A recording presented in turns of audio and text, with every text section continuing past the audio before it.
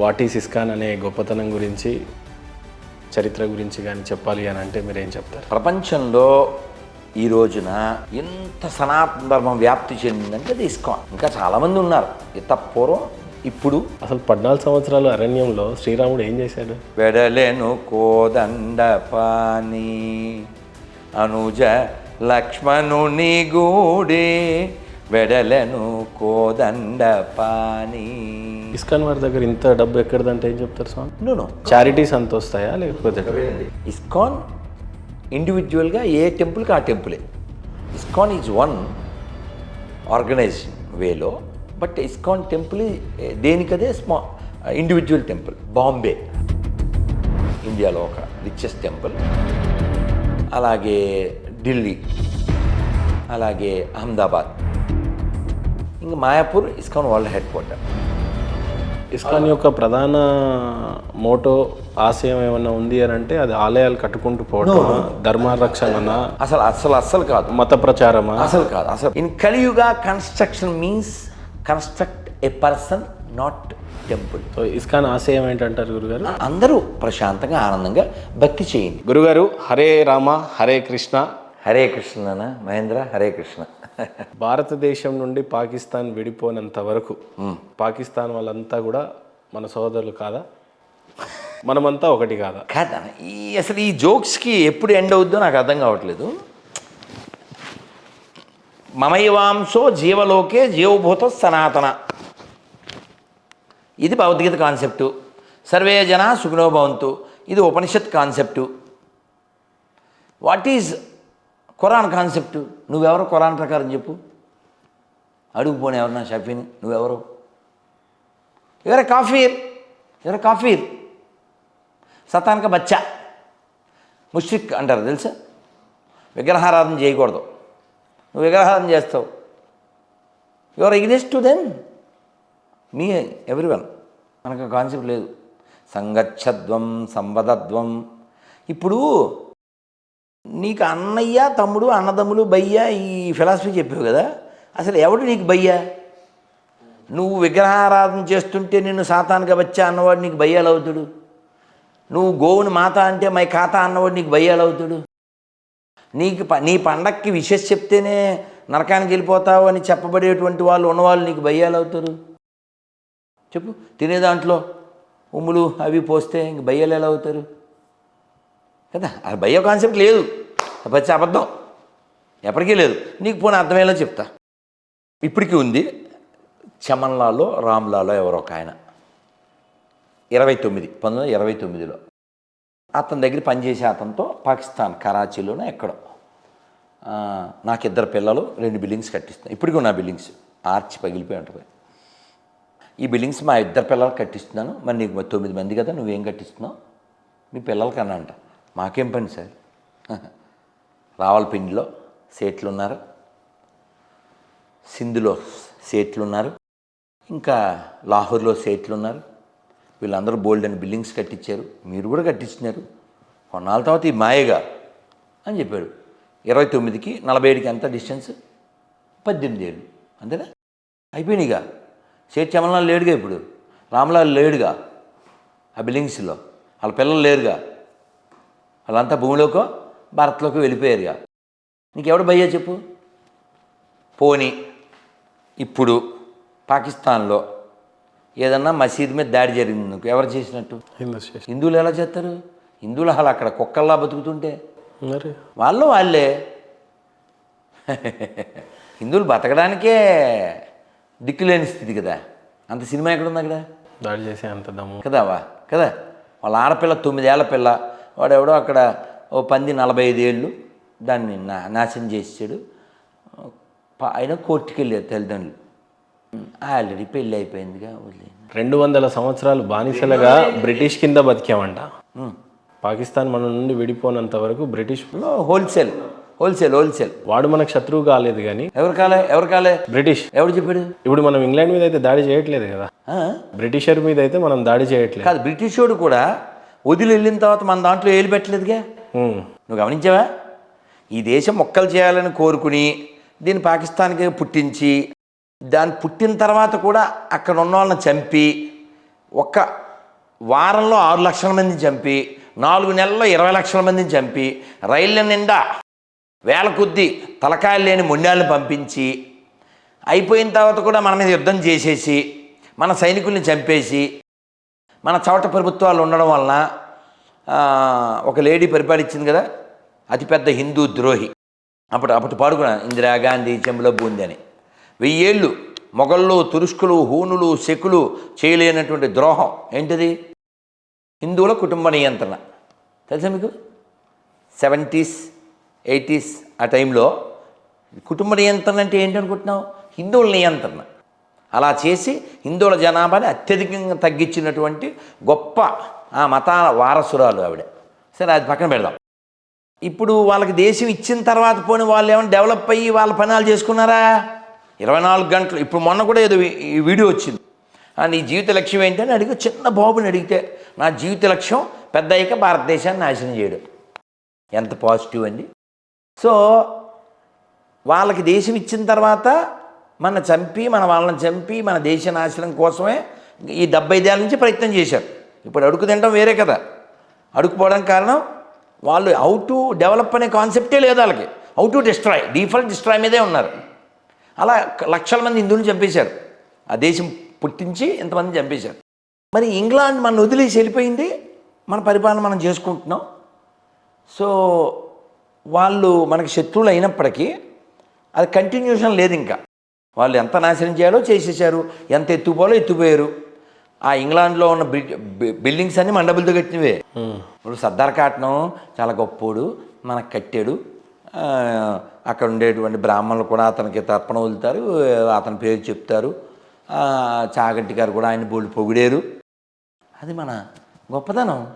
కానీ అతను ఎందుకు కట్టాడు?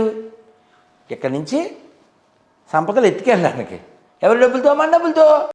నేను పని చేస్తున్నాను, నీకు ఈ మైక్ గిఫ్ట్గా ఇస్తున్నాను. ఆయన మెచ్చుకో, చరిత్ర రాయి నా మీద. ఎవరిది? నీదే. అది అన్నమాట.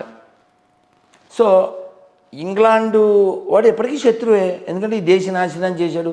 కొన్ని లక్షల మందిని ఖుదీరామ్ బోస్ లాంటి 19 ఏళ్ల నవ యువ ఒక స్వతంత్ర దేశభక్తుని, స్వతంత్రం కోసం పోరాడిన వాడిని చంపిన వాళ్ళు, 6 లక్షల మంది పైన దేశభక్తులను చంపిన వాళ్ళు, సావర్కర్ని హింసించిన వాళ్ళు, అలా బోల్డ్. వాళ్ళు ఖచ్చితంగా డెఫినెట్లీ దే ఆర్ ఎనిమీస్. కానీ వాళ్ళు వదిలేక వేలు పెట్టలే. కానీ ఈ దరిద్రులు పతాకులు ఎత్తే మన నాశనం కోసమే కదా. కాబట్టి హౌ దే బికమ్ బ్రదర్స్ అది కొంచెం చెప్పాలి. ఎవరన్నా కామెంట్లు పెట్టి నన్ను తిట్టేవాళ్ళు తిట్టండి, ఏం పర్లేదు. అది మీ యొక్క నోటి విరోచనానికి నాకు అభ్యంతరం లేదు. కానీ మీ నెంబర్ పెట్టి నాతో క్షమాపణ చెప్పించగలవు చెప్పిస్తే నేను ఆనందపడతాను. గురుగారు, బైబిల్లో ఎప్పుడో ఈ భూమి గుండ్రంగా ఉందని ఆదికాండంలోనో ఎక్కడో రాసిపెట్టి ఉందని చెప్పేసి వారు క్లెయిమ్ చేస్తూ ఉంటారు.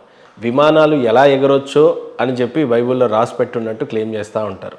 హిందూ విషయాలకు వచ్చేసరికి మా గురించి మేము గొప్పగా చెప్పుకోవాలి అని అనుకుంటే బ్రహ్మంగారి కాలజ్ఞానం గురించి చెప్తూ ఉంటారు. ఏంటి అసలు బ్రహ్మంగారి కాలజ్ఞానాన్ని ఎంతవరకు నమ్మొచ్చు, ఎంతవరకు జరిగినాయి, అసలు ఏంటి బ్రహ్మంగారి కాలజ్ఞానం అంటే ఏంటి? ఆయన ఈ మధ్యకాలం వాడే కదా, ఒక 400 ఏళ్ళు. ఆయన great personality with great qualities. వారు చెప్పినటువంటి వాటిలో చాలా జరిగినాయి. ఇలాగ ఏం ఆధారం చేసుకొని చెప్పాడు ఆయన? వారి యొక్క తపశ్శక్తి. మీరు వారి చరిత్రలో చూడండి, కొంత పరిశీలన చేయండి. సిద్ధయ్య ఎంతో బాధపడితే మళ్ళీ ఆయన దర్శనమిచ్చి తన వాక్కు ద్వారా అతనికి ఆశీస్సులు ఇచ్చాడు కదా. ఆ తపోశక్తేనండి ఇది. మనం ఒక పాట ఉంది హిందీలో, చందన్ హై ఇస్ దేశ్ కి మాటి, తపో భూమి హర్ గావ్ హై, హర్ బాలా దేవి की प्रतिमा, बच्चा बच्चा राम है, हर शरीर मंदिर सा पावन, हर मानव उपकारी है, जीवन का आदर्श यहाँ परमेश्वर का धाम है, बच्चा बच्चा राम है. ఇది మన తపోభూమి ఇది. కాబట్టి వారు చెప్పినటువంటి వాటిలో చాలా నిజాలైనవి. తెల్లకాకి కనబడింది. నీళ్ళ నుంచి దీపాలు వెలుగుతున్నాయి. నీళ్ళ దీపాలు ఇవన్నీ అంటే వాటర్లో మరి వాటర్ నుంచే కదా కరెంటు. నీళ్ళ దీపాలు. ఒక విధవ దేశాన్ని పరిపాలించేసింది 2 సార్లు. ఓకే, ఒకసారి పరోక్ష, ఇంకోటిసారి అపరోక్ష. ఓకే, ఇలా ఇంకా చాలా చెట్టు నుంచి ఇంకా చాలా చెప్పారు. అలా అయినాయి. అలాగే ఆ ఫైనల్వి 1-2 చెప్తాను. కృష్ణానది కనకదుర్గమ్మ తగిలితే ముక్కు పుడక తాకుతుందని. అలాగే యాగంటి బసవన్న లేచి రావయ్య నంది ఆయన పెరుగుతున్నాడు, గమనించండి. మీరు చూడొచ్చు, నేను చాలాసార్లు వెళ్ళాను. యాగంటి నంది అలా పెరుగుతాడు. మామూలు స్తంభంకి మధ్యలో ఉంటాడు, కానీ అలా స్తంభానికి తాకేస్తాడు. స్తంభం అలా అయిపోతుంది. సో వారి కాలజ్ఞానం ఇప్పటికీ ఉన్నాయి, జరుగుతున్నాయి. వారి తపోశక్తి ఎలా చెప్పారంటే నాస్ట్రోడామస్ కొన్ని చెప్పాడు కదా వీరు. అలా జ్యోతిష్యం అంటే వెలుగులో తీసుకెళ్ళేది నాన్న. జ్యోతిష్యం అనేది వెలుగులో తీసుకెళ్ళేది. గురుగారు, శ్రీరాముడు 14 సంవత్సరాలు వనవాసానికి ఒప్పుకుంటాడు. 14 సంవత్సరాలు ఒప్పుకున్నందుకు శ్రీరాముడు గొప్పోడు అనుకోవాలో, 14 సంవత్సరాలు అసలు ఎలా వెళ్తా అని చెప్పేసి క్వశ్చన్ చేయకుండా 14 సంవత్సరాలు నాకు అరణ్యంలో ఏం పని అని చెప్పకుండా తల వంచకుండా వెళ్ళిపోయాడు. అసలు 14 సంవత్సరాలు అరణ్యంలో శ్రీరాముడు ఏం చేశాడు? భలే చాలా మంచి ప్రశ్న. కథ మలుపు ఎప్పుడైనా గమనించండి. రామాయణంలో కథలు రామాయణంలో ఎప్పుడు ఒక టర్న్ వచ్చినా ఒక స్త్రీ పాత్ర వల్లనే అవుతుంది. అది ఎనాలిసిస్ చేయండి. యాక్చువల్గా కైకేయికి రాముడు అంటే చాలా ప్రేమ, అమ్మానే పిలిచేవాడు. ఆవిడ మనసు విరిచింది ఎవరు? మందర, మొత్తం చిందరాంధ్ర. ఆవిడ వెళ్ళి దశరథుడితో చెప్పింది. ఆయన చెప్పలేడుగా, ఆయన బాధపడుతూ నేల మీద పడిపోయాడు. నాన్నగారు పిలిచారని ఎవరితో కబురు పెడితే రాముడు వచ్చాడు. వెళ్ళాలి, మీ నాన్నగారు చెప్పలేకపోతున్నారు, అప్పుడెప్పుడో నాకు మాట ఇచ్చారు, we have to go. Sitadevi కూడా రెడీ అయింది. అయితే రాముడికి ఇష్టం లేదు, కానీ సీతాదేవి నువ్వు ఎక్కడుంటే నాకు అక్కడే అయోధ్య అని చెప్పి రామచంద్రమూర్తితో వెళ్ళింది. వెడలెను కోదండ పాని అనుజ లక్ష్మణుని గూడే, వెడలెను కోదండ పాని. పాని అంటే హిందీ పాని కాదు, పాని అంటే సంస్కృతంలో చెయ్యి. కోదండాన్ని ధరించిన అస్తం కలిగిన వాడు కోదండ పాని. పలుకే బంగారమయ్యర కోదండ పాని, పలుకే బంగార మాయరా. సరే, ఇలా లక్ష్మణుడితో సీతాదేవితో ఆయన వెళ్ళాడు. అలా వెళ్తూ ఉన్నప్పుడు ఋషులు వాళ్ళు ఆయన కలిస్తే అంటే కొన్ని చెప్తున్నాను, చాలా ఉంటాయిగా, కొన్ని చెప్తా, అన్నీ మనం చెప్తే రామాయణం చెప్పే అయిపోతుంది మనకి. రామచంద్రమూర్తి వెళ్తుంటే ఋషులు వస్తారు. ఋషులు వచ్చి ఆ కష్టాలు అవి చెప్తే అలాగే నేను తీరుస్తానులే అంటాడు. రాముడు మరి ధనుస్సు వెల్లంబులతోనే వెళ్తాడు కదా, క్షత్రియుడు కదా. కష్టాలు అవి చెప్తే అలాగే నేను తీరుస్తాను అని ముందు నడుస్తుంటే సీతాదేవి చెప్పుద్ది, ఎందుకండి దారిని పోయేదంతా ఊళ్ళో గొడవలని మనకెందుకు అంటది. ఈ ఆడవాళ్ళు ఎంతకీ వెనకలు అవుతారుగా. కానీ సీతాదేవి అమ్మ, ఆ వెనకలు ఆడడం ఆవిడ ఉద్దేశం కాదు. ఆవిడ తల్లి కదా, స్వామివారి కర్తవ్యాన్ని గుర్తు చేస్తుంది, అంతేగాని మనకెందుకు అంటే దాని అర్థం అది కాదు. మనకెందుకంటే ఊళ్ళో గొడవలను వీళ్ళు ఎలా చెప్తారు, అటువైపు వాళ్ళు కూడా ఏదో చెప్తారు, మనం వెళ్ళిపోవాలి 14 ఏళ్ళ తర్వాత, ఇల్లు బాగానే ఉంటారు, మనం ఎందుకంటే వాళ్ళకి శత్రువులు అవడం, ఇలా ఒక ఇంటిళ్ళలాగా చెప్పుద్ది అని చెప్పి ఒక కథ చెప్పుద్ది. ఆ స్త్రీలకి మాట్లాడినెవరో ఒంటింటి కుందేళ్ళు అని మనకు కొన్ని అక్కలు ఉంటారు కదా, ఈ అక్కల బ్యాచ్ చెప్తుంటారు కదా, స్త్రీకి స్వేచ్ఛ లేదా అయ్యో డైలాగులు వేస్తుంటారు కదా. కానీ సీతాదేవి ఒక ఉదాహరణ. ఆవిడ ఏం చెప్పింది, ఒక కథ చెప్తాను అని చెప్పి కథ చెప్తూ, ఏంటో కథ అంటే, ఒక ఋషి తపస్సు చేస్తుంటే ఇంద్రుడు ఆయన తపస్సు చెడగొట్టడం కోసం ప్రతిసారి ఒకే ఫార్ములా ఉండదు కదా, రమ్మని పంపు మేనకని పంపు అని. ఈ ఫార్ములా మార్చి ఒక మంచి కత్తి తీసుకుని రాజుగారి వేషంలో వెళ్ళి స్వామీజీ నమస్కారం, ఈ కత్తి మీ దగ్గర పెట్టుకోండి, కత్తిని మీ దగ్గర పెట్టుకోండి, ఆ, నేను మళ్ళీ వచ్చి కలెక్ట్ చేసుకుంటాను, ఇది మా పూర్వీకులది అని చెప్పాడు. రాజుగారు పెట్టుకున్నాడు. ఈయనకేమీ పెద్ద ఆశ్రమాలు బిల్డింగ్స్ ఏమీ లేవు, ఆ చెట్టు కింద తపస్సు చేసుకుంటాడు. మరి రాజుగారి కత్తి మళ్ళీ ఇవ్వాలిగా, వస్తారుగా. అందుకని స్నానానికి వెళ్తూ వస్తూ దాన్ని పట్టుకెళ్ళడం, అక్కడికి వచ్చడం, స్నానం చేయడం, రావడం. ఈ మనస్సు భగవద్గీతలో చెప్తారు, మన చంచల కృష్ణ ప్రమాదీ బలవద్ధుడం అంటాడు. ఎవరు? అర్జునుడు. బావా, I can control wind but not the mind. ఎవరన్నా గాలిని కంట్రోల్ చేయగలరా? అర్జునుడు చేయగలరు. అలాంటి అర్జునుడి స్టేట్మెంట్ ఏంటి?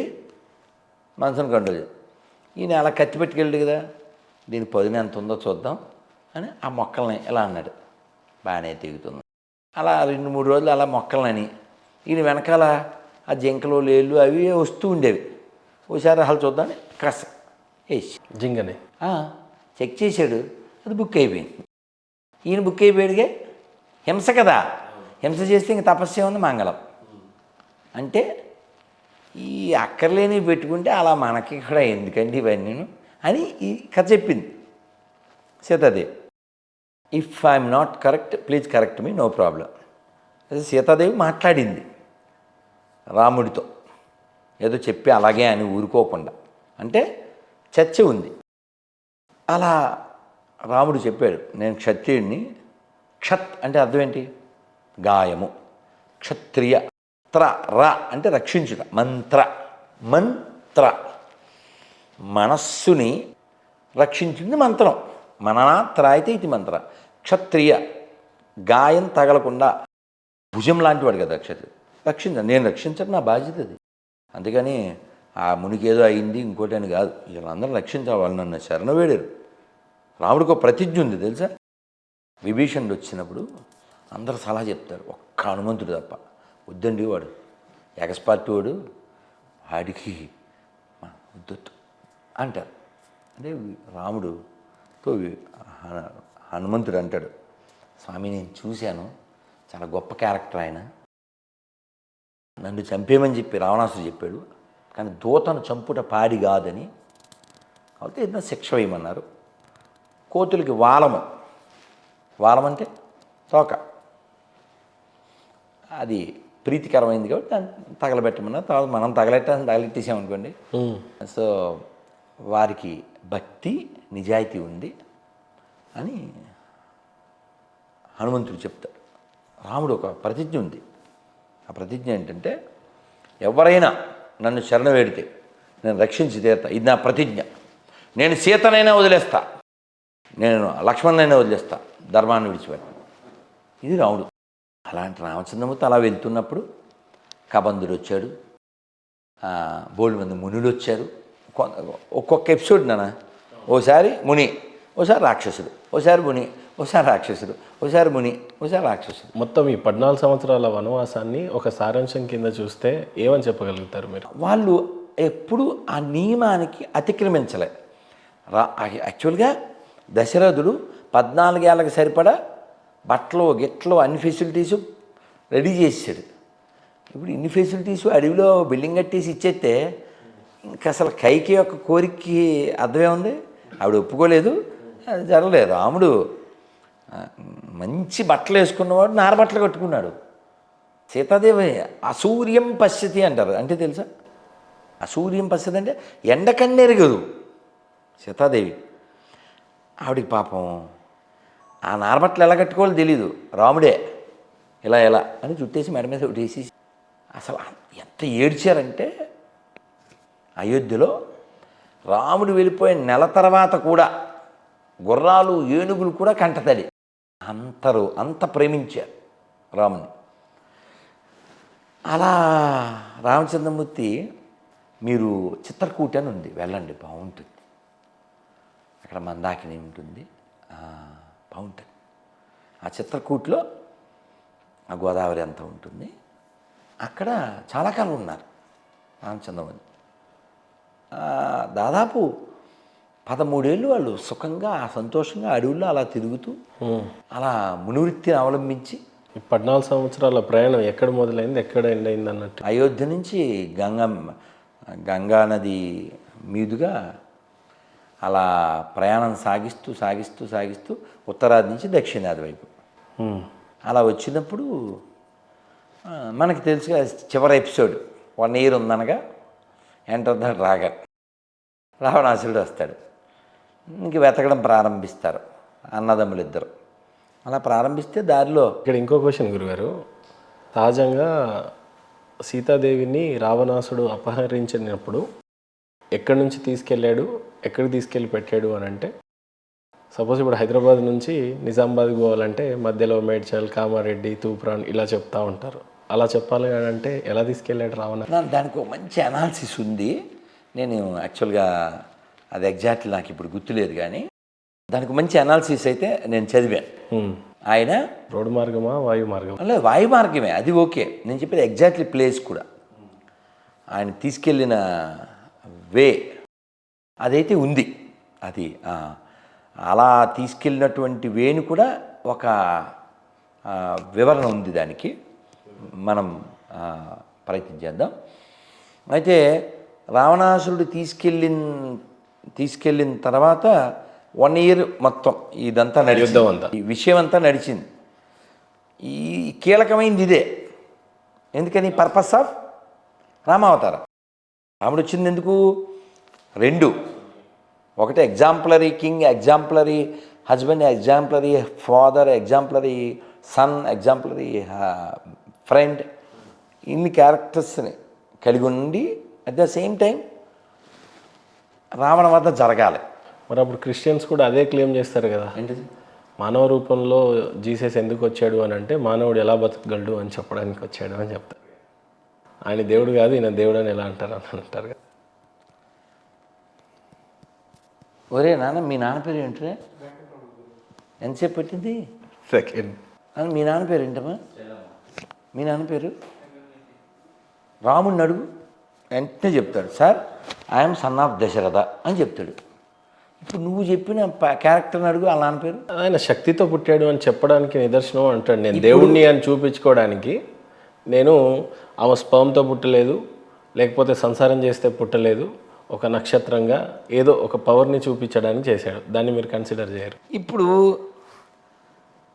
చాలామంది అక్రమ సంతానం ఉంటుంది పెళ్ళికి ముందు. పోనీ యేసుప్రభు పుట్టాడు, జన్మించాడు, ఆయన చేయాల్సిన కార్యక్రమాలు చేశాడు, చనిపోయాడు, 3 రోజున తిరిగి లేచాడు, ఆ తర్వాత మళ్ళీ వెళ్ళిపోయారు అని చెప్తారు. మనం త్రిబుల్ ఈ మీద పనిచేయాలి. త్రిబుల్ ఈ అంటే చెప్పానుగా, ఎథిక్స్, ఎపిక్స్, ఎవిడెన్స్. ఇవి ఎవిడెన్సే కదా మరి వాళ్ళు చెప్తున్నారు. ఈ స్టేట్కి నేనే సీఎంని, ఈ పేటకి నేను కాదుగా, మాకు దగ్గర ఎవిడెన్స్లు ఉన్నాయిగా.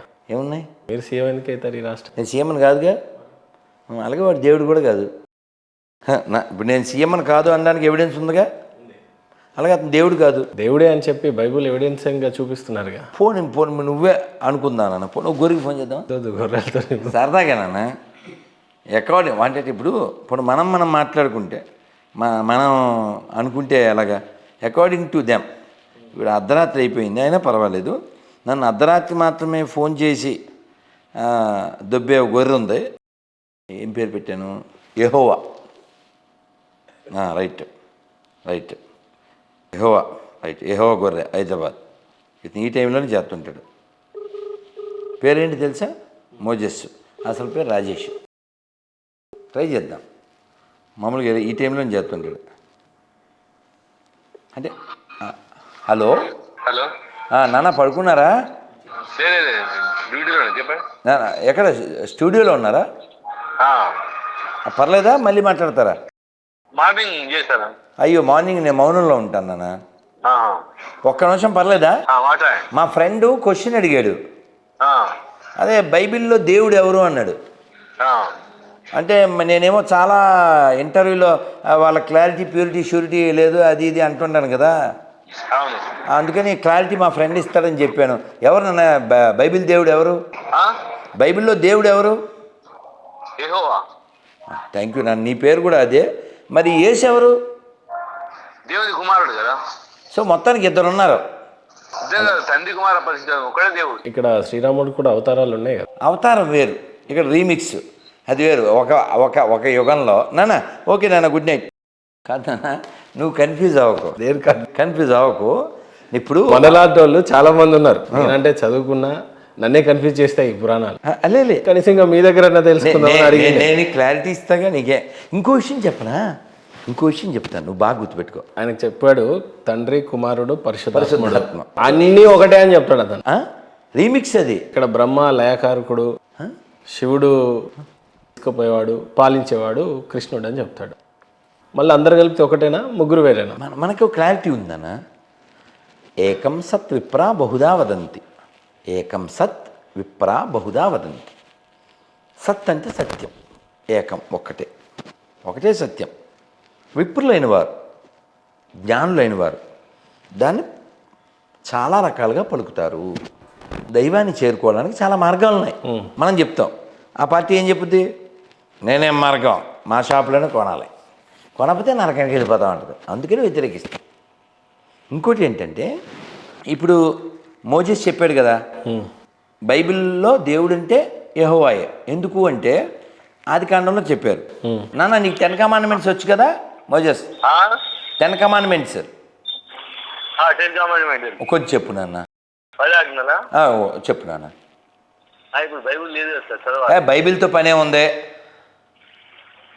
రాలేదు మనకి. ఓ 4, 3, 2 చెప్పు అబ్బా. రక్తం మాంసం భుజించకూడదు. వినండి, నరహత్య చేయవద్దు. యాక్చువల్గా నీకు నాన్న ఇంగ్లీష్ మీడియం చదువుకున్నావు నువ్వు? తెలుగు మీడియం. ఓకే, యాక్చువల్గా నరహత్య చేయవద్దు అనేది అబద్ధం. యాక్చువల్లీ ఇంగ్లీష్లో ఏంటంటే దౌ షల్ నాట్ కిల్. తెలుగు ఉంది కదా. కాదు దేవుడు, నా మాట విను. దౌ షల్ నాట్ కిల్, దీని తెలుగు అనువాదం ఏంటి? చెప్పండి, నాకు తెలియదు. దౌ షల్ నాట్ కిల్ అంటే ఏ జీవిని వధించరాదు. అదే నరహత్య చేయరాదు అనేదే ఇంగ్లీష్లో ఉంటే డోంట్ మర్డర్. మర్డర్ అనే పదం మనిషిని చంపడానికి వాడతారు. కిల్ అనే పదం ఎవరిని చంపద్దంటానికి వాడతారు. అవునా కదా? లవ్ యూ నాన్న, you are a human being. So ఇక్కడ ఏ ప్రాణిని వధించవద్దని బైబిల్ ఆజ్ఞ. ఓకే ఓకే, అది యెహోవా గాడ్. ఓకే, కానీ మనకి తర్వాత కాండాల్లో వస్తుంది, మన ద్వితీయోపదేశ కాండం, లేవియా కాండం, వీటిల్లో ఏమొస్తుంది, ఏమేమి తినాలి. నేను యెహోవా మెనూ అని ఒక వీడియో చేశాను లాంగ్ ఎగో. సరే, అది పక్కన పెడదాం. ఇప్పుడు ఈ 10 ఆజ్ఞల్లో ఒక ఆజ్ఞ ఏమిటి? నేను తప్ప మీకు దేవుడు ఉండకూడదు అని ఎవరు చెప్పారు? తండ్రి అయిన దేవుడు పేరు యెహోవా దేవుడు కదా, డిక్లేర్ చేశాడు కదా. ఆ పేరుకి అర్థం తెలుసా సార్? చెప్పు. అక్కడ కన్ఫ్యూజ్ అవుతున్నారు అందరూ. చెప్పన్నాను. యెహోవా వేరు, యేసు వేరు. యెహోవా అంటే నేను ఉన్నవాడను, అనువాడను అని. అయితే మాట్లాడిన దేవుడను పరం వినబడ్డది, అంతే, ఎవరికి కనబడలేదు. అది అతను ఎవరో, అతను మన మోషేకి ఎవరికో వెనకాల చూపించాడు కదా, బైబిల్ ప్రకారం వెనకాల చూపించాడు. కాదు, ఇప్పుడు టాపిక్ ఇప్పుడు నువ్వు ఇప్పుడు యెహోవా కొడుకు ఎవరు?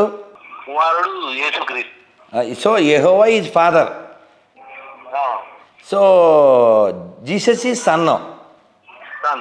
సో ఎవరి వలన పుట్టాడు? యెహోవా వలన యేసు పుట్టాడు. ఎవరికి పుట్టాడు? కలుగజేశాడు ఆయన.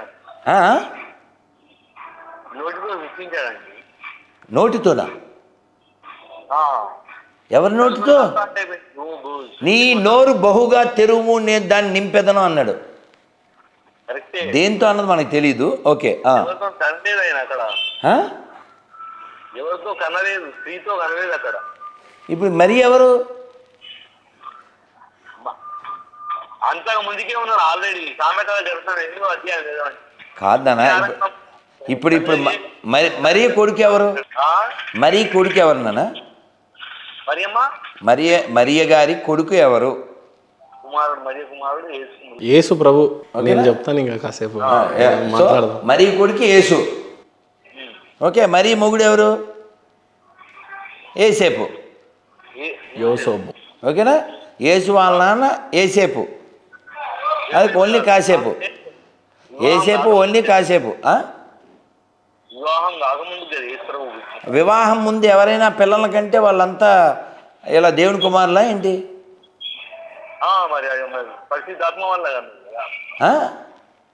పరిశుద్ధాత్మ శక్తి వల్ల కన్నదా. కాదు, పరిశుద్ధాత్మ ఎక్కడ ఉంటాడు? శక్తి అన్న, అది శక్తి, అది ఒక శక్తి. ఆ? మీరు బ్రహ్మ సరస్వతిని ఎలా చూపించాడు? ఆ? బ్రహ్మ కూతురుని ఎలా పెళ్లి చేసుకున్నాడు? కాదు నాన్న, ఇప్పుడు బ్రహ్మను నువ్వు పూజించకపోయినా పర్లే. కాదు నాన్న, మోజస్సు నువ్వు బ్రహ్మను పూజించక్కర్లే, నువ్వు బ్రహ్మను పూజించక్కర్లే. నేను చెప్పా యేసుని నమ్మక్కర్లే. నువ్వు చెప్పు. నేను చెప్తున్నాను బ్రహ్మని పూజించక్కర్లే, నమ్మక్కర్లే. నేను చెప్తున్నా యేసుని నమ్మక్కర్లే. నువ్వు చెప్పు. కంపల్సరీ ప్రపంచం అంతా నమ్మాలి, ఎవరు నమ్మినా నమ్మకుండా. ఏది ఈ మాట నువ్వు ఓవైసీతో కూడా చెప్తావా? అందరితో చెప్తా. ఓవైసీ కాదు, మీది హైదరాబాదే కదా. నువ్వు ఒక్కసారి పాత బస్తీకి వెళ్ళి ఒక్కసారి సువార్త చేసి ఆ వీడియో పెట్టు. దానికోసం ఎదురు చూస్తున్నాను. లవ్ యూ నాన్న. ఎలాగ రాడుగా ఇంకా ఒక ఆంటీ వెళ్ళింది తెలుసా పాత బస్తీకి. ఇదే రక్తం ఈ పిశాచి మతంలో రక్తం తప్పితే ఏముండదు. నువ్వు కాదు గమనించున్నానా? ఎన్ని ఒక ఈ 10 కమాండ్స్లోనే ఉంటుంది, విగ్రహారాధన చేయకూడదు, నేను మాత్రమే దేవుడిని ఈ ప్రపంచంలో, ఇంకో దేవుడు లేడు, నరమాంసం భుజించకూడదు, మన రక్తం మాంసను భుజించకూడదు. అక్కడ ఏ కన్ఫ్యూజన్ లేదు. కాకపోతే ఇక్కడ ఈయన వచ్చి ఎలాగైతే వెళ్ళిపోయాడో ఇక్కడ కూడా ఇలానే వచ్చి వెళ్ళిపోయాడు అనే 2 కన్ఫ్యూజ్ చేస్తూ ఉంటారు. ఏందే ఇక్కడనే మత మార్పిడి జరిగిపోతూ ఉంటుంది హిందువు మీద. మేజర్గా అక్కడే జరిగిపోతూ ఉంటుంది. విషయం ఏంటంటే మనకి ఎంత వివరంగా ఓ చాగంటి గారు కావచ్చు, ఓ గరికపాటి వారు కావచ్చు, అంతకుముందు మల్లాది చంద్రశేఖర శాస్త్రి గారు కావచ్చు, వాళ్ళకి ఎవ్రీ సండే ఎవ్రీ ఫ్రైడే ఉంది, మనకు లేదు కదా. ఏదైనా ఇది ఇండానికి దరిద్రం పట్టింది కదా. ఏంటంటే మనకి అలాంటి వాళ్ళు ప్రవచనం చెప్పి వెళ్ళిపోతారు. ఇక్కడ ప్రతి వారం వీళ్ళు అబద్ధాలు, ఈ దేశం పట్ల ద్వేషాన్ని పెంచడానికి ఈ బైబిల్ని అడ్డం పెట్టుకుని పనిచేస్తూ ఉంటారు. దేశ వ్యతిరేక శక్తులకి అదొక అడ్డా అన్నమాట. మనం మన విషయం మాత్రమే చెబుతాం. ఇప్పుడు చాగంటి గారు చెప్పారు, ఇంకో ఎప్పుడు రామాయణం చెప్పండి, రామాయణం కూడా చెప్తాడు, భాగవతం చెప్పండి, భాగవతం కూడా చెప్తాడు. కానీ రాధా మనోహర్ దాస్ హిందుత్వవాది, మతవాది, మానవతావాది, ధర్మరక్షణ కోసం అని మానవతావాది. మన ప్రయారిటీ హ్యుమానిటీ. రాధా మనోహర్ దాస్ ఎవరు, ఎక్కడ పుట్టారు, ఏంటి మీ చరిత్ర అంటే ఏం చెప్తారు? నేను మామూలు వాడిని. దాంట్లో మీ గురించి చెప్పాలంటే ఏం చెప్తారు గురుగారు? చాలా ఇంటర్వ్యూలో నేను కూడా ఎక్కడో తెలుసుకోలేకపోయాను మీ గురించి. పెద్ద విషయం ఉంది. మా అమ్మ ఇప్పుడు ఆవిడ కూడా అడిగారు. కొందరు ఈస్ట్ గోదావరి అంటారు, కొందరేమో అదేదో పల్నాడులో అంటారు, ఇంకొందరేమో భీమవరం అంటారు. ఇందాక మీ వీడియోలో వింటుంటే అరే నువ్వు భీమవరమే కదా అంటున్నా. మీ ఇక్కడ గమనించవలసిన విషయం ఏంటంటే మన యొక్క పుట్టడం అనేది మన చేతిలో లేని పని, చావడం కూడా మన చేతిలో లేని పని, కానీ సార్థకం చేసుకోవడం మన చేతిలో పని కదా. మీకు ఉదాహరణ ఇస్తాను. ఉదాహరణ ఏంటంటే నేను మా అమ్మ వాళ్ళకి 3వ సంతానాన్ని. ఓకే, నేను 17 ఏళ్ల వయసులో ఆర్ఎస్ఎస్లో అంటే 14 ఏళ్ల వయసుకి ఒక ఆర్ఎస్ఎస్ ప్రచారకు ప్రభావం ఉండడం. అలా నేను 17 ఏళ్ల వయసులో ఇంట్లోంచి వెళ్ళిపోయాను. ఆ టైంలోనే ఈ అయోధ్య రామ జన్మభూమి ఉద్యమం కరసేవకు వెళ్ళాను. మా అదృష్టం ఆ బానిస కట్టడం కూలిపోవడం అది చూసాం. ఈ చేతులతో అక్కడ తాత్కాలిక రామ మందిరాన్ని ఇటుకలు పేర్చాం. తర్వాత కాలంలో 97లో శ్రీల ప్రభుపాదుల వారి పుస్తకాలు ఇస్కాన్ బుక్స్లో ఒక ముఖ్యమైన పుస్తకం ఆత్మ సాక్షాత్కార శాస్త్రం. ఆ పుస్తకాన్ని చదవడం, ఆ చదివిన తర్వాత మనస్సు ఇది కాదు, మనం ఇంకా ఈ ప్రపంచంలో ఏదో ఉందనుకుంటున్నాం కాదు, ఆధ్యాత్మికంగా మనం ఎదగాలి.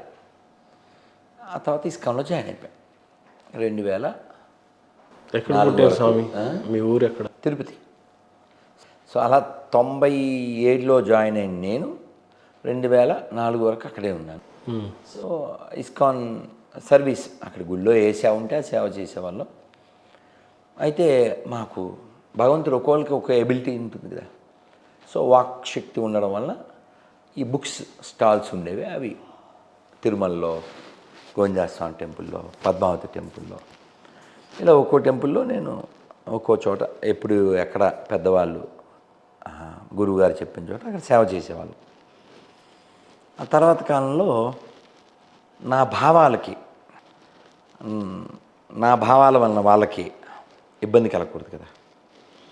సో అందువల్ల నేను నా తీర్థయాత్ర నేను చేస్తూ నా వాక్కుకి అడ్డం లేకుండా నా ప్రయాణం నేను చేస్తాను. ఇప్పుడు నేను కొందరివాణ్ణి కాదు, అందరివాణ్ణి. నేను ఒక సంస్థకో ఒక ఊరికో సంబంధించిన వాడిని కాదు, నేను అందరివాణ్ణి. ఇప్పుడు నా దగ్గరికి మొన్న ఒక ముస్లిం వచ్చాడు. వచ్చి, సార్ నేను యూనివర్సిటీ టాపర్ని, నేను చెప్తే మీరు వింటున్నారు, కానీ మా వాళ్ళు నా మాట వినరు, క్వశ్చన్ చేస్తే నువ్వు చెప్పే అంతవాడుగా నువ్వు అంటారు. ఈ వినడం అనే లక్షణం, ప్రశ్నించడం ఇది చాలా అవసరం కదండి అన్నాడు. నేను చెప్పలేను సార్, అందుకని ఏవో కొన్ని ఫోటోలు అవి పంపించారు. అవి ఏమిటంటే ఆ మక్కా లోపల ఒక బ్లాక్ది ఉంటుంది కదా, ఆ లోపల 3 పొడుగైన కర్రలు ఉంటాయి. అవి బ్రహ్మ విష్ణు శివుడికి ప్రతీకగా ఆయన చెప్పింది. ఓకే, వీళ్ళందరూ వెళ్ళి మొక్కుతారు కదా, దాన్ని మొక్కుతారు. అలాగే వాళ్ళంతా గుండు కొట్టుకుంటారు, వాళ్ళంతా తెల్లబట్టలు వేస్తారు, దాని చుట్టూ ప్రదక్షిణ చేస్తారు. విరుద్ధం కదా వాళ్ళకి. ఇవన్నీ ఎక్కడవి? ఇవన్నీ పాప అతను అడిగితే అతనికి ఎవరు చెప్పట్లే. నన్ను అడిగాడు, ఎనాలిసిస్ చేశానండి ఇవన్నీ అని చెప్పి. అంటే ఇదంతా ఎందుకు చెప్తున్నా అంటే, ప్రపంచం అంతా అంటే ఒక చిన్న పాట చెప్తే మీకు అర్థమవుతుంది. ఆదిశంకరు నిశంకారావం అగస్త్యమౌని ధర్మ ప్రచారం సమర్థరాముడు పరమహంసలకు జన్మనిచ్చిన పుణ్యభూమిది. ప్రపంచ సభలో గర్జన చేసిన భారతవాణి నాదనవోయ్, ఆ వివేకవాణి నాదనవోయ్. మనదేనోయ్ భారతదేశం, భారతదేశం మనదేనోయ్. ఇదంతా ఎందుకు చెప్పంటే, ప్రపంచం అంతా ఎక్కడికి వెళ్ళినా మనకు సంబంధించినటువంటి ఎవిడెన్స్లే ఉంటాయి. ఎక్కడో ఈజిప్ట్లో తవ్వితే ఆర్కియాలజీ వాళ్ళకి 8000 సంవత్సరాల క్రితం సూర్యదేవాలయం బయటపడింది. మన సొంతం కాదు కదా, ఇవన్నీ న్యూస్లో వచ్చినవే కదా. అలాగే ఆఫ్ఘనిస్తాన్లో బుద్ధ విగ్రహం, దాన్ని బదలగొడేశారు. అది డిటోనేటర్లో ఏవో పెట్టి మరి. అంటే అసలు ఒక విగ్రహాన్ని చూస్తే అంతగా ద్వేషించే అంత బుద్ధి ఎందుకు వచ్చింది? కనీసం అన్వేషించడం కూడా ఇష్టం లేదు. అన్వేషణ లేదుగా. మన ఇప్పుడు సద్గురు జగ్గివాసుదేవ్ ఉన్నారు కదా, వారిని మొన్న కలికి నాగాశ్విన్ ఆ అబ్బాయి వెళ్ళి, స్వామీజీ ఇలా 33 కోట్ల దేవతలు అది ఇది మన మతం ఏం చెప్తుంది క్వశ్చన్ అడిగాడు. అని చెప్పారు, this is not our land, is not religious land, our land is seekers land. అన్వేషకుల భూమి ఇది. ఒక పద్యం చెప్తే మీకు అర్థం. యం వైదికా మంత్ర దృశపురాణ ఇంద్రం యమం మాత రిష్వానమాహు వేదాంతినో అనిర్వచనీయమేకం యం బ్రహ్మ శబ్దేన వినిర్దిశంతి. అంటే ఏమిటి?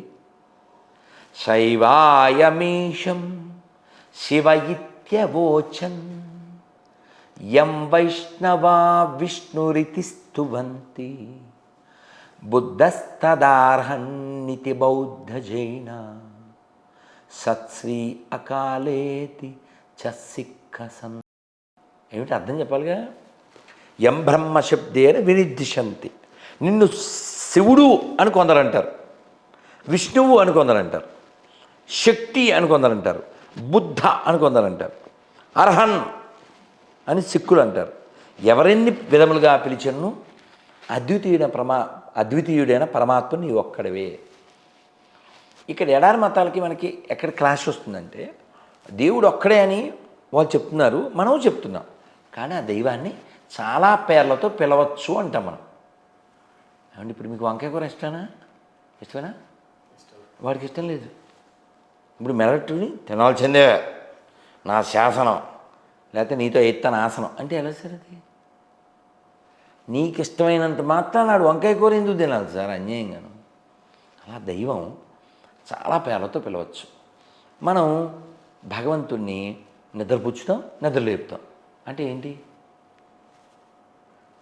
We are seeing as a father, as a son. జో అచ్యుతానంద జో జో ముకుంద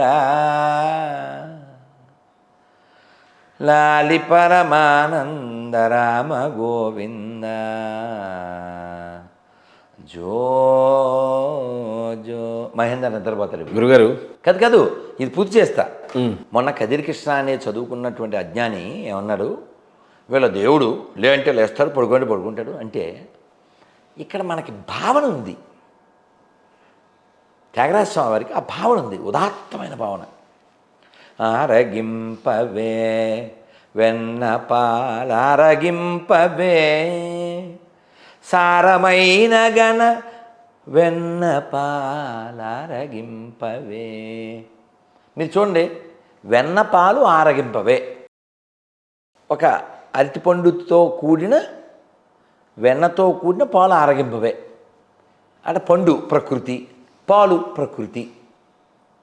అక్కడ పాలు లేవు, పాపాలు తప్ప. రక్తం రక్తం రక్తం రక్తమతాలు, రక్త పిశాచి మతాలు. ఇక్కడ పాలు, కృష్ణుడు పాలు. కొలని దోపరికి గొబ్బిల్లో ఎదుకుల స్వామికి నీ గొబ్బిల్లో కొండ గొడుగుగా గోగులగాచిన కొండొక శిశువుకు గొబ్బిల్లో. అమ్మ ఆవు ఆరోగ్యం, ఆవు మాతృత్వానికి ప్రతీక, ఆవు ఆరోగ్యానికి ప్రతీక, గొర్రె బుర్ర తక్కువ దానికి ప్రతీక. పోనీ ఆవు కృష్ణుడు వెనకాల ఉంటుంది. కృష్ణుడు భక్తులు ఎవరు ఆవును తినరు. వీళ్ళు తాను గొర్రె అని చెప్పుకున్నాడు వాళ్ళ గాడ్డు. నేను వచ్చింది గొర్రెలను ఎత్తగడానికి అని చెప్పుకున్నాడు. గొర్రె బలి అవ్వాలని చెప్పాడు, వేసారు. ఓకే, తనే గొర్రె అన్నాడు, గొర్రెల కోసం వచ్చాడన్నాడు. వీళ్ళు గొర్రెలు తినేస్తారు. సో మీ క్వశ్చన్ ఓకేనా? లాస్ట్. ఇస్కాన్ గురించి చాలా గొప్పగా వింటూ ఉంటాం. రాధా మనోహర్ దాస్ అనగానే మీ బట్టలు మీ అవహేళన చేసి మాట్లాడుతుంటారు. మీ అవతారం గురించి సో కాల్డ్ పీపుల్, మన వాళ్ళు కాదు. బట్ వాట్ ఈస్ ఇస్కాన్ అనే గొప్పతనం గురించి, దాని గురించి ఉన్న చరిత్ర గురించి కానీ చెప్పాలి అని అంటే మీరేం చెప్తారు? ప్రపంచంలో ఈ రోజున ఎంత సనాతన ధర్మం వ్యాప్తి చెందిందంటే అది ఇస్కాన్. ఇంకా చాలామంది ఉన్నారు ఇంత పూర్వం, ఇప్పుడు. కానీ ఎలా అవతరించింది అసలు ఇస్కాన్? అంటే మా పెద్ద స్వామివారి ప్రభుపాదులు వారు కలకత్తాలో పుట్టారు 1896. ఓకే, వారికి 26 ఏళ్ళు ఉన్నప్పుడు, ఇది మ్యారీడ్ అప్పటికి, శిల ప్రభుపాదులు వారు అభయచరణ అరవింద భక్తి వేదాంత స్వామి శిల ప్రభుపాదులు వారు, ఆయనకు ఒక ఫార్మాస్యూటికల్ కంపెనీ ఉండేది. ఎవరో ఫ్రెండ్ వచ్చి అవన్నీ వారే చెప్పారు, ఆత్మ సాక్షాత్కార శాస్త్రం పుస్తకంలో. వారే ఒక స్వామీజీ వచ్చారు, రా అని పిలిచారట. ఈ రోజుల్లో నేను నమ్మను అన్నారట. ఒకసారి రా, ఇప్పుడు నచ్చకపోతే మానేద్ది కానీ అన్నట్టు. ప్రభుపాదులు వారు ఇస్కాన్ పెట్టాక ఆ రోజు ఆ స్నేహితుడు నన్ను బలవంతంగా తీసుకెళ్ళబట్టి మా గురువుగారు మాకు అనుగ్రహించారు. లేకపోతే ఈ జీవితం అలా అయిపోయి ఉండేది, వారి యొక్క అనుగ్రహం ఇదంతా అని చెప్తారు. అలా శ్రీల భక్తి సిద్ధాంత సరస్వతి ఠాకూర్ చాలా గ్రేట్, హైలీ ఎడ్యుకేటెడ్. వారి ఇంగ్లీష్ ఇప్పుడు కూడా మనం అర్థం చేసుకోలేంత స్ట్రాంగ్ ఇంగ్లీష్. ఇవాళ ఉదయం కూడా ఆయన పుస్తకం చదివాం మేము. వారు చెప్పారు, అభయ్ అంటే వారి పేరు Abhay Charana Aravinda. Abhay, you are speaking very good English. Why don't you go to this English speaking countries and educate about our Krishna consciousness అన్నారట. ఇంత చెప్తే మనం ఏం చేస్తాం? పిల్లలు వ్యాపారం అనుకున్నారట. కానీ గురువుగారు చెప్తారు, అప్పుడప్పుడు వెళ్ళడం కలవడం, ఏదో ఏదైనా ఎడిటింగ్లు పుస్తకం రాయమంటే రాయడం, ఏదో అలా. ఆయనకి అసలు మనం ఏం చేస్తాం కుటుంబం అనుకున్నాను నేను. అలాగే జీవితం అయిపోయింది. 56 ఏళ్ళు ఎంతో వచ్చింది. అయితే ఎప్పుడైనా భాగవతంలో ఏం చెప్పారంటే, కృష్ణ భగవాన్ చెప్తాడు, నాకు ఎవరైనా ఇష్టమైతే వారి సంపదలన్నీ లాక్కుంటాను అన్నాడు. అది రివర్స్ కదా కదా కదా మనం అనుకుంటాం అన్నీ ఇస్తే దేవుడని, లాక్కోవడం కూడా దేవుడే. అదే చెప్తాడు స్వామి బతుకుడు. భగవద్గీతలో చెప్తాడు ఏమంటే, సర్వమృత్యుహరశ్చాహం అంటాడు. నేను మృత్యు రూపంలో వస్తా, అన్నీ తీసుకుంటానంటాడు. సరే, మనం లాజికల్ నాన్న. ఇప్పుడు ఇందాక వేరే ఇంటర్వ్యూలో ఏదో అడిగితే చెప్పాను, ఈ టచ్ గడ్డ పగిలిపోను, కలవరాయలు, అగరబత్తులు, కచ్చీఫ్లు, ఇదంతా ఏంటి చీటింగ్ ప్రాసెస్ కదా. ఇస్కాన్లో ఇప్పుడు అది వద్దు. కాదు కదా, నేను ఎందుకు చెప్పానంటే ఆ టాపిక్ ఇక్కడ మనకి చావు గురించే టాపిక్ ఉంటుంది. భగవద్గీత దేని గురించి మొదలైంది? చావు, జన్మ, మృత్యు, జర, వ్యాధి. ఈ 4 తప్పదు. పుట్టావా చస్తావు, ముసలితనం, రోగం తప్పదు. కాబట్టి రోగంతో బిజినెస్ చేయొద్దు. రోగాలు తగ్గిపోతాయి నువ్వు కృష్ణుని ప్రార్థన చేస్తే, కృష్ణుడు మంత్రం చెప్పని ఇవి చెప్పం మనం. సో ఇవి తప్పదు, you have to die, you have to face this అని చెప్తారు. సో ప్రభుపాదుల వారు ఈ ఫిలాసఫీనే భాగవతంలో ఉన్నది, భగవద్గీతలో ఉన్నదాన్నే ప్రపంచానికి ఇచ్చారు. రియలిస్టిక్గా ఉండండి, రియలిస్టిక్గా ఉండండి. ఇలా శరీరం కోసం మోసపోవద్దు, మోసం చేయొద్దు. ఇది ఉండదు. ఐస్ క్రీమ్ తిన్నా కరుగుద్ది, తినకపోయినా కరుగుద్ది. ఇది కూడా అంటే జరిగిపోద్ది, పక్క వెళ్ళిపోద్ది. ప్రభుపాదుల వారు అలా 56 ఏళ్ళు వచ్చిన సమయంలో వారు అప్పటికి భాగవతం 3 స్కందాలు చేత్తో రాశారు. కానీ ఏదో విధంగా మరి లోకానికి మేలు జరగాలంటే భగవంతుడు ఏం చేస్తాడు? ఏదో ఇన్సిడెంట్ కావాలిగా, టర్నింగ్ రావాలి కదా. నాకు వారి పుస్తకం చదివితే టర్నింగ్ వచ్చింది, కొందరికి నా ఇంటర్వ్యూ చూస్తే బర్నింగ్ వస్తుంది. సో ఆయన పుస్తకాలు చేత్తో రాసిన మ్యాన్స్క్రిప్ట్ అలమారలో పెట్టి వెళ్ళారు. వచ్చేసరికి లేవు. ఎవరిని అడుగుతారు? వాట్ హ్యాపెండ్ అన్నారు. ఇందాక టీలో బిస్కెట్లకి ఏమి లేవని పొయ్యిలో పెట్టేసాను. టీలో బిస్కెట్ల కంటే బుక్స్ ఇస్తారు కదా బిస్కెట్లు, కేజీలకు అమ్మేసాడు. ఆవిడ అమ్మేసింది. ఈయన అడిగారు, అసలు నీకు నేను ముఖ్యమా బిస్కెట్లు ముఖ్యమా? ఆవిడ బిస్కెట్లే చెప్పింది.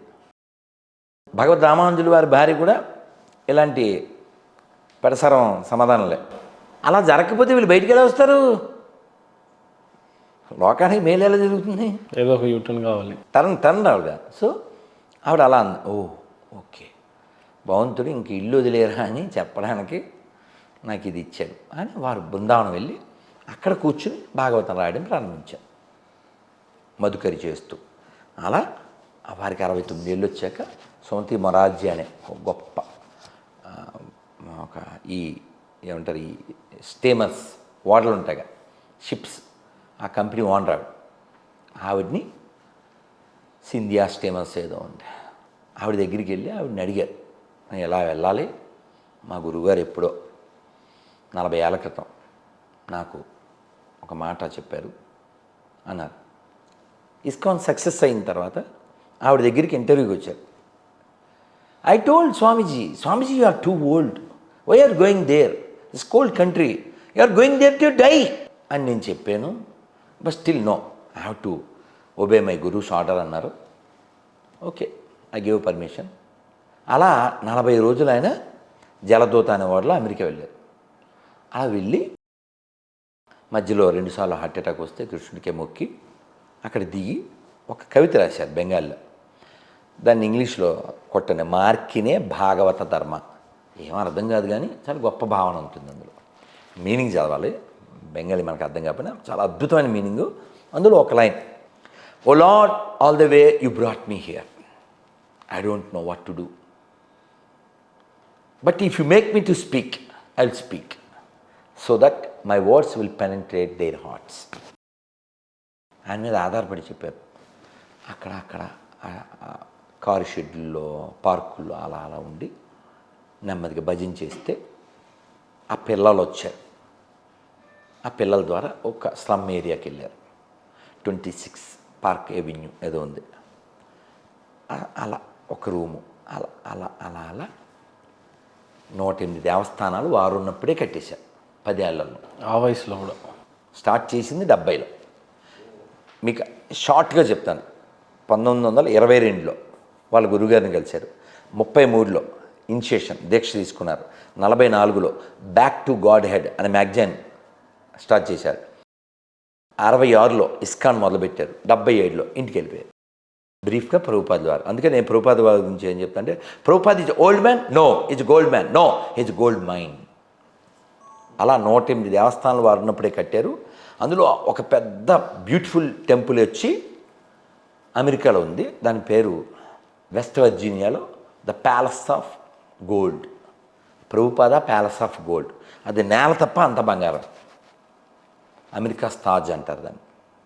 సో అది కొండల మధ్య వెస్ట్ వర్జీనియాలో ఉంటుంది. ఇప్పుడు ISKCON world head quarter Mayapur, Bengal. గురుగారు, ఇస్కాన్ అనే ఒక సంస్థ దగ్గర అత్యధిక డబ్బులు ఆభరణాలు ఉన్నాయి అని చెప్తుంటారు, నిజమా? ఆభరణాలు ఉండవు. డబ్బు అత్యధికంగా ఉంటుంది అని అంటారు. ఆభరణాలు ఉండవు. ఎందుకు ఉండవు అంటే, ప్రభుపాదుల వారు కలి పురుషుడు ఎక్కడ ఉంటాడో భాగవతంలో చెప్పారు. బంగారంలో ఉంటాడు. ఆయన అడిగాడు భాగవతంలో పరీక్షిత్ మహారాజ్. అందుకని ఇస్కాన్లో పెట్టే నగలు బంగారాన్ని పెట్టరు. ఎక్కడో కొండొకచో 1-2 తప్ప చాలా భగవంతుని అందంగా అలంకరిస్తారు తప్ప. ఇస్కాన్ వారి దగ్గర ఇంత డబ్బు ఎక్కడిదంటే ఏం చెప్తారు స్వామి? నో చారిటీస్ అంత వస్తాయా లేకపోతే? ఒకవేళండి ఇస్కాన్ ఇండివిజువల్గా ఏ టెంపుల్కి ఆ టెంపులే. ఇస్కాన్ ఈజ్ వన్ ఆర్గనైజింగ్ వేలో, బట్ ఇస్కాన్ టెంపుల్ దేనికదే ఇండివిజువల్ టెంపుల్. డిపెండ్ ఆన్ అక్కడ ఉండేటువంటి వారి యొక్క ఎఫిషియన్సీని బట్టి ఆ టెంపుల్ గ్రో ఉంటుంది. ఉదాహరణకి తిరుపతి మన ఆంధ్ర తెలంగాణలో పెద్ద టెంపుల్ ఇస్కాన్. అలా బాంబే ఇండియాలో ఒక రిచెస్ట్ టెంపుల్. అలాగే ఢిల్లీ, అలాగే అహ్మదాబాద్, ఇంకా Mayapur ISKCON world head quarter. ఇంకా వేరే దేశాల్లో చాలా ఉన్నాయి. ఇదంతా భక్తులు వారికి ఉండే భక్తి వలన వారు భగవంతుడికి ఏం చేయగలను అని వారు చేసిన ఎఫర్ట్స్. ఇప్పుడు పోలాండ్లో ఎక్కడో ఒక ఫామ్ ఉంది. అది ఒక 300 ఎకరాలు. మనకి ఇక్కడ బృందావనం ఎలాగా ఆల్మోస్ట్ రెప్లికా. అది శివరాజస్వామి అని ఆయన ఫారినరే, ఆయన డెవలప్ చేశారు. అలాగే తాల్వన్, న్యూ బృందావన్, న్యూ జగన్నాథ్పురి, ఇవన్నీ ఒక్కొక్క 200, 300, 400 ఎకరాలు, 1000 ఎకరాల్లో వాళ్ళ ఒక ఫార్మ్ కమిటీ. అదొక స్పిరిచువల్ ల్యాండ్. ఇస్కాన్ యొక్క ప్రధాన మోటో ఆశయం ఏమన్నా ఉంది అని అంటే అది ఆలయాలు కట్టుకుంటూ పోవడం, ధర్మరక్షణ, అసలు కాదు. మత ప్రచారమా? అసలు కాదు. అసలు ప్రభుపాదుల వారు గురువు గారు చెప్పారు, ఇన్ కలియుగ construction means construct a person, not temple. If you don't have money, remove the marbles and print the books and distribute. ఎప్పుడు 100 ఏళ్ల క్రితం ప్రభుపాదుల వారు గురువుగారు చెప్పారు, నువ్వు టెంపుల్ మార్బల్ తీసేయి, గుడి క్లోజ్ చేసేసినా పర్లేదు, ఈ ధర్మ ప్రచారం ఆపద్దు అది చెప్పారు. కానీ ఊరికే గుళ్ళు కట్టడం కాదు, కన్స్ట్రక్ట్ ఏ పర్సన్. ఇప్పుడు ఏమండి, మూల కూర్చుని జపం చేసేసుకోవచ్చుగా, భజన చేసేసుకోవచ్చుగా, ఎందుకు మాట్లాడాలి సార్ అర్ధరాత్రి దాకా? ఇప్పుడు ఆ పిల్లోడు తయారయ్యాడుగా, వాడు కాలు కుంటుకుంటూ ఎందుకు వచ్చాడు? మీరు వీడియో చూశారుగా, వాడి ఇంటి పరిస్థితి. సెల్ వెనకాలం చూపించేద్దాం. వాళ్ళు మార్పు ఎలా వచ్చింది? మార్పు ఎలా వస్తుంది సార్? మన జ్ఞానం చెప్తే వస్తుంది. వాళ్ళు ఎందుకు పాడైపోయారు? ఇప్పుడు మీరైనా నేనైనా అయ్యో వాళ్ళు పాడైపోతున్నారు అని బాధ ఎందుకు వచ్చింది? వాళ్ళు ఎందుకు పాడైపోయారు?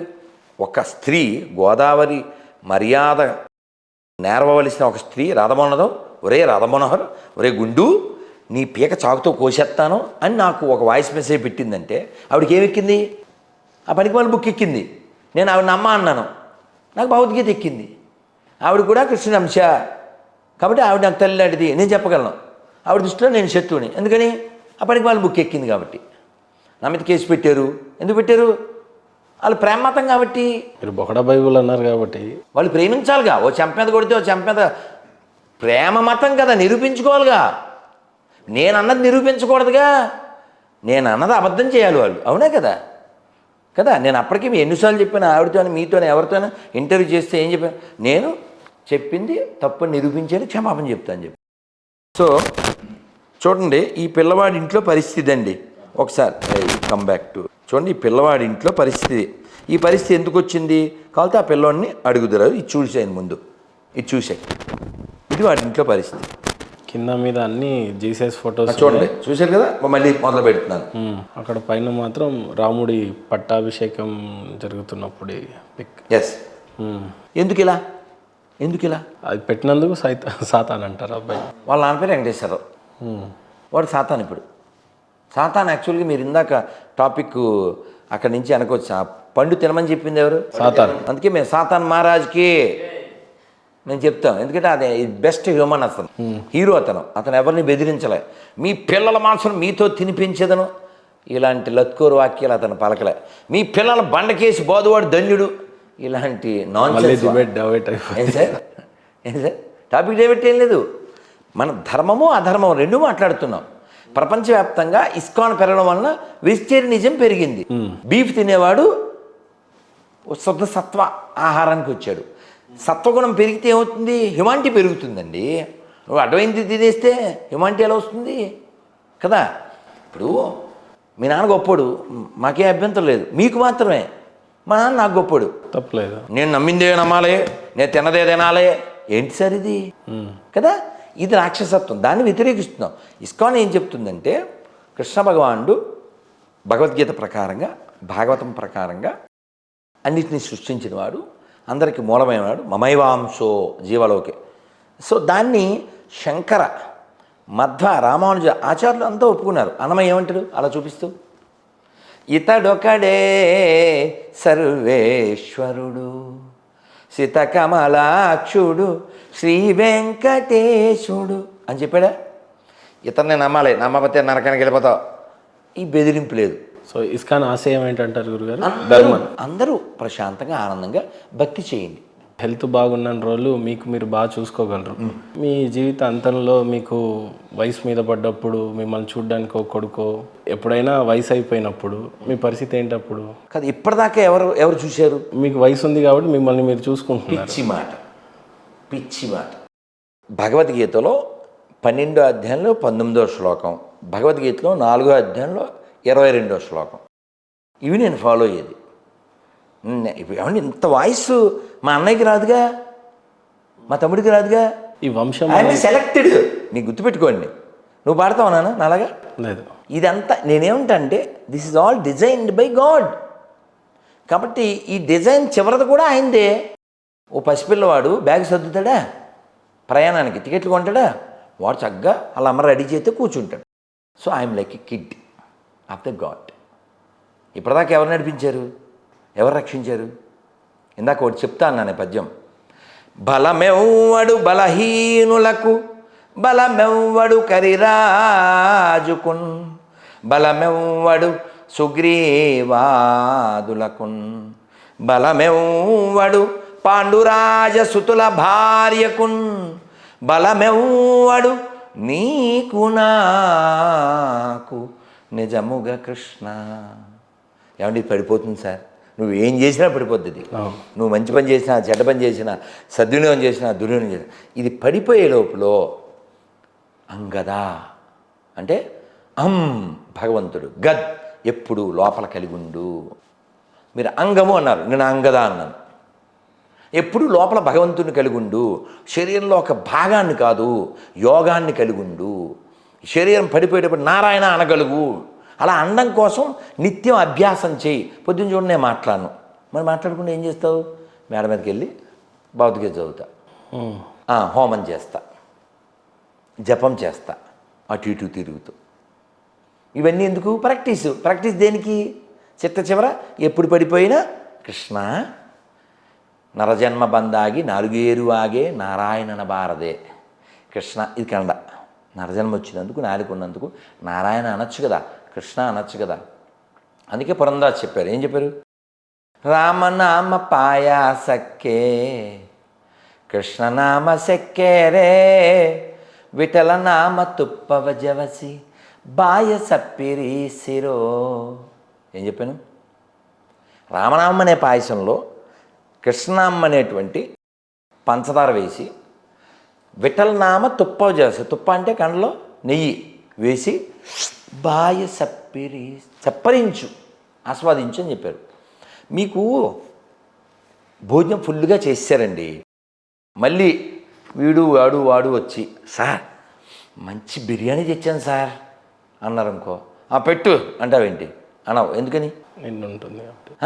ఆల్రెడీ నిండిపోయిందిగా. అలా భగవన్నామం చేయడం, భగవంతుడి కథ వినడం, భగవంతుడి గురించి ఆలోచించడం, ఆ సేవలో నిమగ్నం అవడం వలన ఇంకా వేరే దాని మీద ధ్యాస రాదు. నువ్వు బేవర్చుకుంటే ఈ will mind they will workshop అవుద్ది. అందుకని నేను ఉండనుగా. ఇందాక ఏం చెప్పాను మీతో, ఇందాక ఖాళీగా ఉన్నప్పుడు ఎవరన్నా పిలిస్తే ఎవరన్నా ఆనందపడతాడు, నాకు ఎవరన్నా పిలిస్తే బీపీ వస్తుంది అంటాను. ఎందుకని? నాకు టైం లేదు కదా. నేను పుస్తకాలు గుట్టల కొద్దీ ఉన్నాయి, నాకు అవి చదవాలి. కాబట్టి మనం ఈ శరీరంతో, ఈ ఇంద్రియాల ద్వారా పొందే ఆనందం ఏదైనా లిమిటెడే, గుర్తుపెట్టుకోండి. మీకు పదార్థం ఇష్టమని చెప్పండి. Sweet, fruits.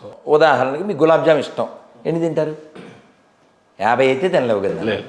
ఐస్ క్రీము 2 కేజీలు అయితే తినలేవు కదా. మరి ఇష్టం అన్నావు, ఇష్టం ఒప్పుకోదు కదా. సేమ్ శరీరంలో ఉండే అన్ని ఇంద్రియాలు, అన్ని భాగాల పరిస్థితి అదే. కాబట్టి అన్లిమిటెడ్ హ్యాపీ ఎక్కడుందో అక్కడ వెతుకుతాం. అది నేర్పించారు ప్రభుపాదుల వారు. అన్లిమిటెడ్ హ్యాపీ ఇన్ కృష్ణనామ. దానికి అందుకనే ఓ మంచి సంస్కృత పదం ఉంది, నందతి నందతి నందతి నిత్యం. సింహాచల శాస్త్రి గారు చాలా వాడుతూ ఉంటారు ఈ పదం. మాకు సంస్కృతంలో ఒక కీర్తన పొద్దున్నే పాడతాం 4:30కి. అదేంటది? అది తర్వాత సాంగ్ కూడా పాడే, అది మళ్ళీ వస్తుంది. శ్రీరాధికా మాధవయోరపారా మాధుర్యలీలా గుణరూపానాం ప్రతిక్షాణాస్వాదనలోలుపశ్య వందే గురుం శ్రీ చరణారవింద. ఏమర్థమైంది? మనస్సు, శరీరం, అంగం ఇవన్నీ మాట్లాడదా? దానికి ఆన్సరు శ్రీరాధిక మాధవయోరపార మాధుర్య లీల గుణ రూప నామ్నం.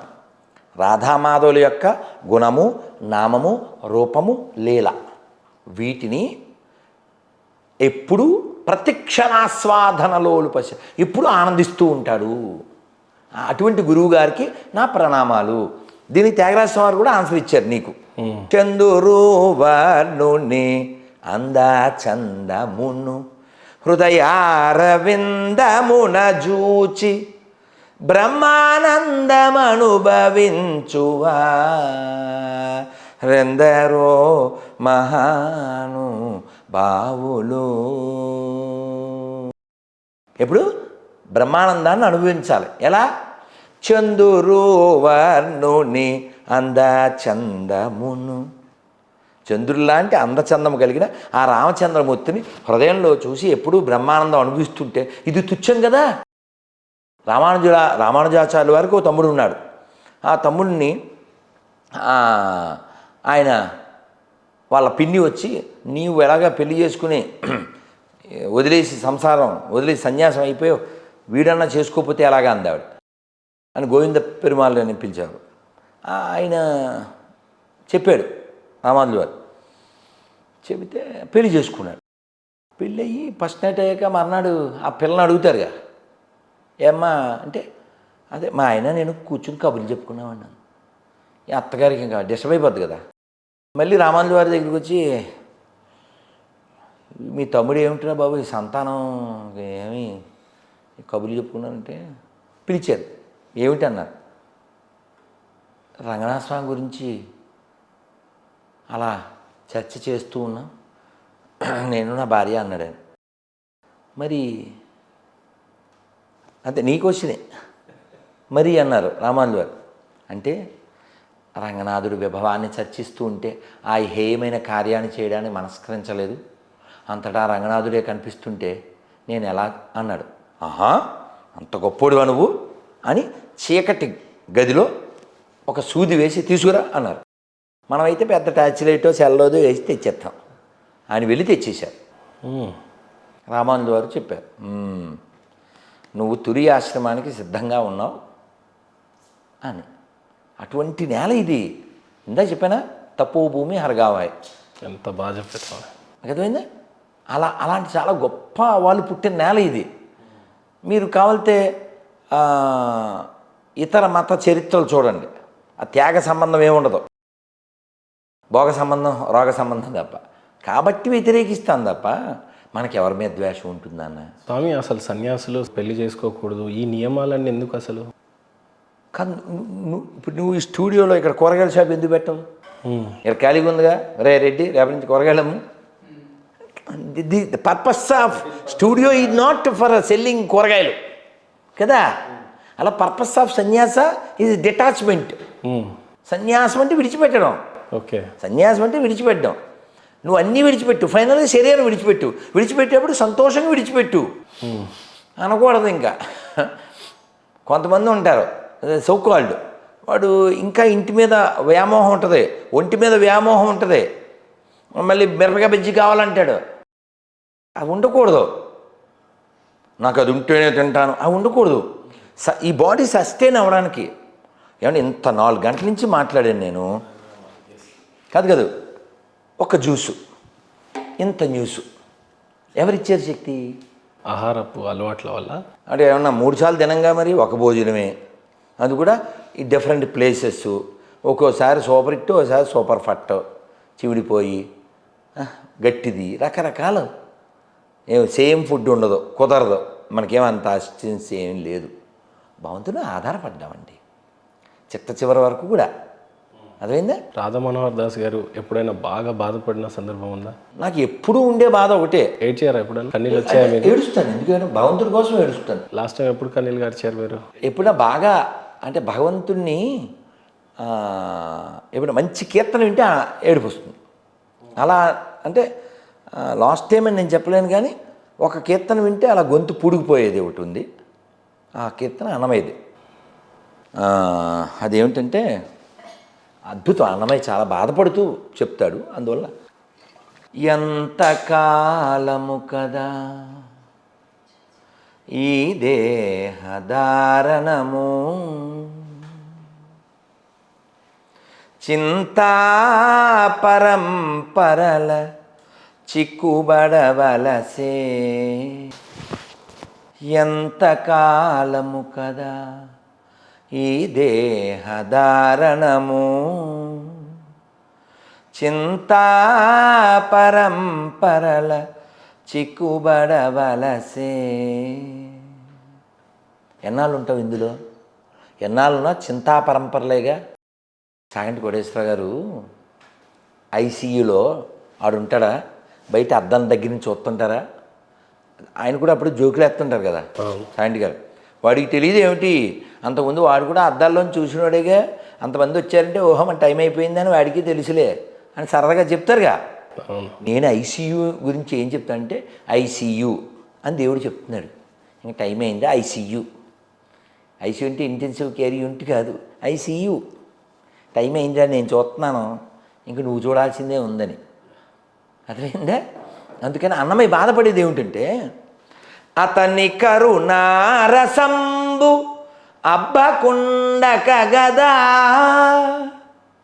బతిమాలి పలుగడల పారాడవలసే. అంటే మధ్యలో ఇంకో చరణం ఉంటుంది, ఆ చివరి దాంట్లో అతని చూపులు పడకపోతే మళ్ళీ పుట్టి ఎన్నో యోనుల్లో ఎన్నో ఇళ్లల్లో పుట్టాల్సి వస్తుంది కదా. అందుకని పుట్టద్దు. పుడితే ఏమవుతుంది? మళ్ళీ చావాలి. అందుకని దీనికి శంకర్లు వారు ఏం చెప్తారు? పునరపి జననం పునరపి మరణం పునరపి జననే జఠరే శయనం ఇహ సంసారే బహుదుస్తారే కృపయా పారే పాహి మురారే భజ గోవిందం భజ గోవిందం గోవిందం భజ మూఢమతే. ఎవరిని తిట్టారు? మూఢాని. ఈ శరీరమే శాశ్వతం అనుకున్నవాడు మూఢుడు. పాండిత్యం గొప్పదనుకున్నవాడు మూఢుడు. పాండిత్యానికి కాదు మన ప్రయారిటీ, భక్తికి. వెంకటేశ్వర స్వామికి బంగారు గిన్నెల్లో పెట్టాడు వాళ్ళ పినమాంగారు. వెళ్ళాడా? మరెవరింటికి వెళ్ళాడు? కుమ్మరాయన ఇంటికి వెళ్ళాడు. కుమ్మరదాసుడైన కురువరతి నంబి ఇమ్మన్న వరములెల్ల ఇచ్చినవాడు కదా. సొమ్ములు అది ఎంత బాగుంటుంది, మనం ఎంత పాడుకుంటే ఎంత అవుతుంది. కాబట్టి ఇలా ఆనందాన్ని పొందుతూ మీరు గమనించండి, 4 గంటల నుంచి మాట్లాడుతున్నాను, ఒక జ్యూస్ తాగి మాట్లాడుతున్నాను. ఈ శరీరం దేనికి ఉపయోగపడాలో దానికి ఉపయోగపడుతుంది. శాంతి గారు కూడా అదే చెప్తారుగా, ఇలా భగవంతుడి కథ చెప్పుకుంటూ వెళ్ళిపోతే చాలు అంటారు. నాకు అలాంటి కోరికల్లో ఏముందంటే, నేను డ్యాన్స్ చేస్తాను ఎప్పుడైనా ఇస్కాన్కి వెళ్తే. మొన్న కూడా మా గురువుగారి బర్త్డే, అలా డ్యాన్స్ చేశాం. అయితే ఒక 25 ఇయర్స్ ముందు ఇంకా బాగా డ్యాన్స్ చేసేవాళ్ళం. టచ్ ద స్కై అని అరిచేవాడిని. అరుస్తూ ఎగురుతూ పైనుండే సీలింగ్కి గురిపెట్టేవాళ్ళం ఈ కుర్రాళ్ళ పిల్లలతో. సో అప్పుడు మనం 20+ ఉన్నాం. సో అలా డ్యాన్స్ చేసి చొక్కా మొత్తం స్నానం చేసినట్టు అయిపోయింది. చొక్కా స్నానమే, ఇంక పెట్టచ్చు. అలాంటి టైంలో నితాయ గౌర హరి బోల్ హరి బోల్ హరి బోల్ హరి బోల్ నితాయ గౌర హరి బోల్. ఇంకా అలా కీర్తన టాప్కి వెళ్ళిపోతుంది. అలా వెళ్ళిపోయి అది అలా అలసిపోయి గో ప్రేమానందే అనేసరికి ఇంకా మృదంగం కరతాలు పక్కన పెట్టేసి సాష్టాంగం పడిపోతాం. అలసిపోయి ఉంటాం కదా. ఆ సాష్టాంగం పడిపోతే అప్పుడు మైక్లో ఆయన చెప్తారు, నిత్యలీలా ప్రవిష్ట జయ విష్ణుపాద పరమహంస పరురాజకాచార్య అష్టోత్తర సత్యమశల అభయ చరణారవింద భక్తి వేదాంత స్వామిశల ప్రభుపాద్కి, ఇలా శ్రీ శ్రీ రాధ గోవింద భగవాన్కి, శ్రీ శ్రీ పద్మావతి బాలాజీ భగవాన్కి, శ్రీ శ్రీ రాధ గోవింద అష్టసగోవింద గిరిరాజ భగవాన్ శుభ సంధ్యాహారతికి, అఖండ హరినామ సంకీర్తన మహాయజ్ఞకి, బృహత్మదంగాకి, శిల ప్రభుపాద్ ట్రాన్సెంటల్ బుక్ డిస్ట్రిబ్యూషన్కి, హరినామ సంకీర్తనకి, ఇవన్నీ చెప్పేసరికి జై జై జై అలసిపోయింటాం కదా, జై జై జై అంటుంటాం. అలా చల్లగా అయిపోతాం. నాకు అప్పుడు కోరిక ఏమిటంటే అలా పడి ఇంక లేవకూడదు. ఎందుకని అప్పుడు మనసంతా శరీరం అంతా అలసిపోయి భగవంతుడిలో లీనమైపోయి ఉంటుంది. కాబట్టి మరణం అందరికి వస్తుంది, అది పెద్ద విషయం కాదు. దీనికి మీరు అడిగిన దానికి ఎంత ఆన్సర్ ఇవ్వగలనంటే 10 hours ఇవ్వగలను ఒక్క క్వశ్చన్కి. కామం అనే దాని మీద 1 day మాట్లాడచ్చు. ఎందుకని రామానుజాచార్యులు వారు బోల్డ్ చెప్పారు, శంకరాచార్యులు వారు చెప్పారు, మధ్వాచార్యులు వారు చెప్పారు, కృష్ణుడు భౌతికత భాగవతంలో చెప్పారు. ఈ ఇంద్రియాలని మనం ఎక్కడ పెట్టాలో అక్కడ పెట్టాలి. లేకపోతే ఇంతమంది ఆచార్యులు తయారవుతారా? వీళ్ళు తయారు చేసింది ఈ గ్రంథాలే కదా. ఇప్పుడు ప్రపంచంలో సెక్స్ స్కాండల్లో టాప్ మోస్ట్ ఏ మతాలో మనకి తెలుసుగా. ఆడదాన్ని బొమ్మలా చూసి నాశనం చేసే మతాలేవో మనకు తెలుసుగా. అందుకని వాటిని ఒప్పుకోను నేను. వాటిని ఎందుకు ఒప్పుకోనంటే అక్కడ రియాలిటీ లేదు, మొరాలిటీ లేదు, హ్యుమానిటీ లేదు. వాళ్ళు స్పిరిచువాలిటీ గురించి మాట్లాడితే ఎలాగా? అందుకోసం వ్యతిరేకిస్తాం. అందుకని భగవద్గీతలో చెప్తారు, మీరు అడిగిన ప్రశ్నకు ఆన్సరు 2వ అధ్యాయంలో వస్తుంది. ఏంటంటే సముద్రంలో అలలు వస్తాయా? అలా మనసులో కోరికలు ఉద్భవించినప్పటికీ వాటిని తీర్చు యదా నదీనాం బహువంబవేగ అంటాడు కృష్ణుడు.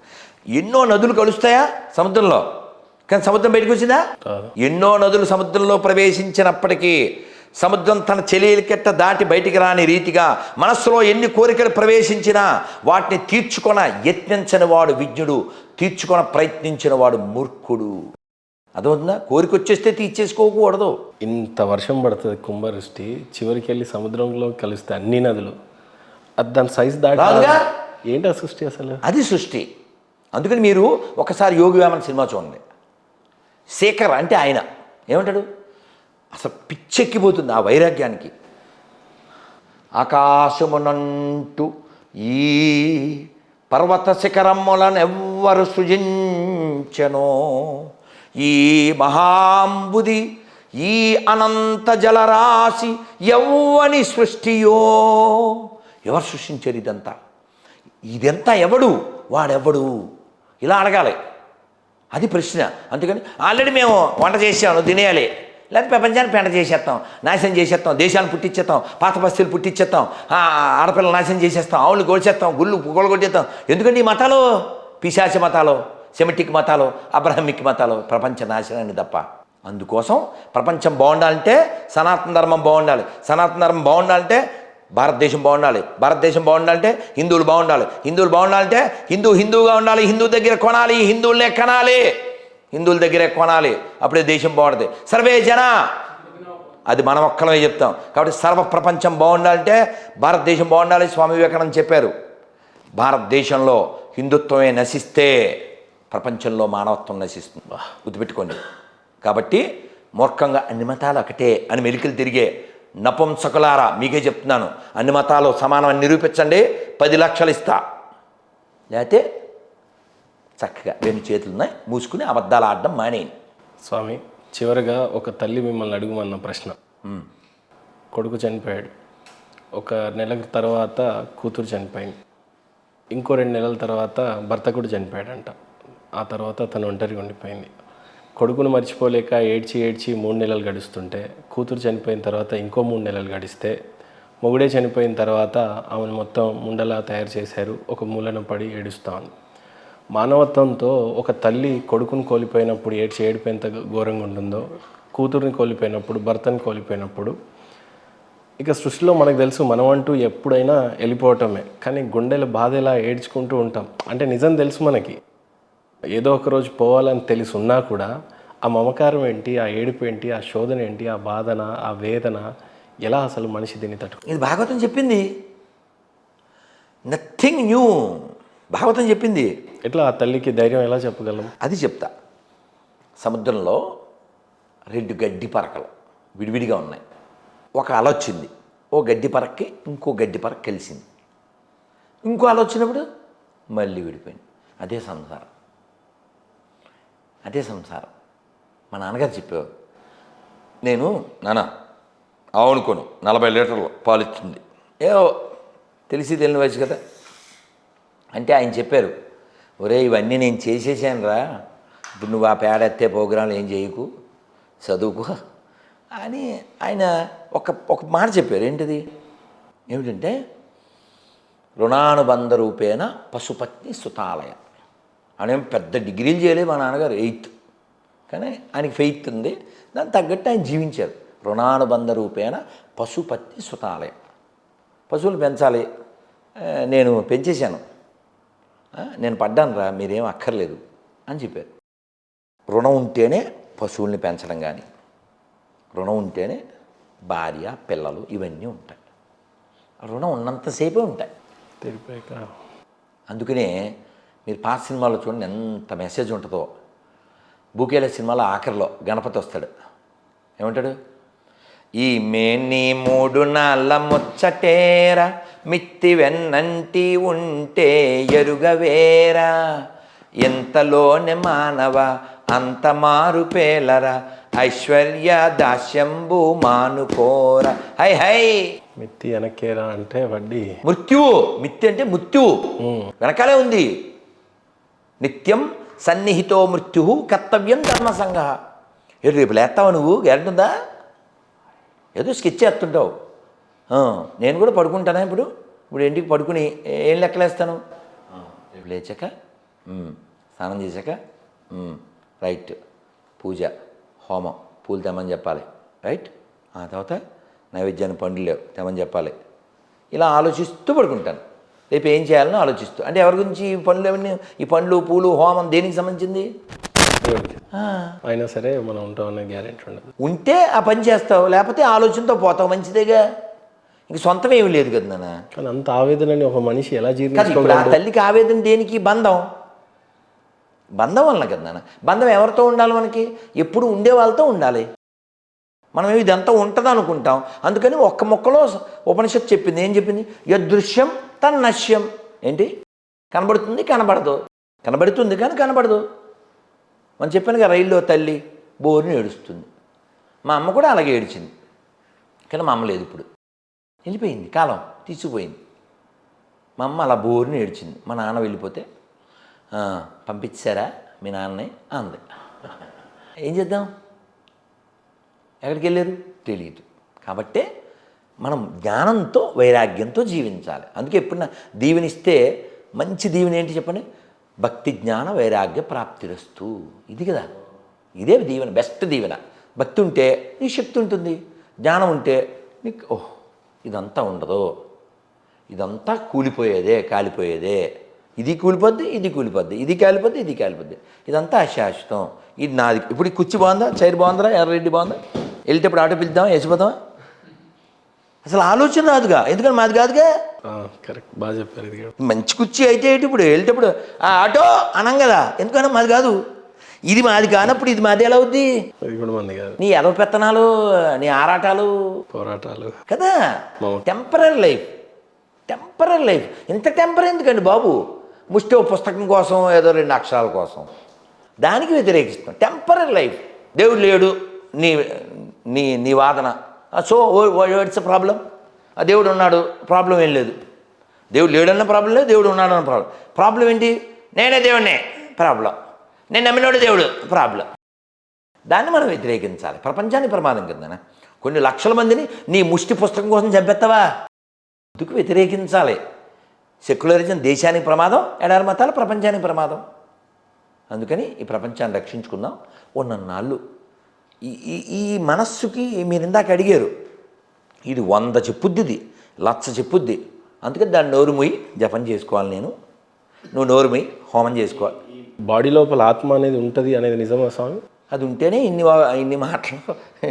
రైట్. ఇంతమంది చనిపోతున్నాం కదా, భూమి ఎప్పుడో పుట్టినప్పటి నుంచి మనుషులో ఉన్నాం కదా, వీళ్ళందరినీ పరిస్తే ఈ భూమి కూడా సరిపోదేమో, ఇన్ని ఆత్మలు ఉన్నాయి. అలా ఉండదు కదా.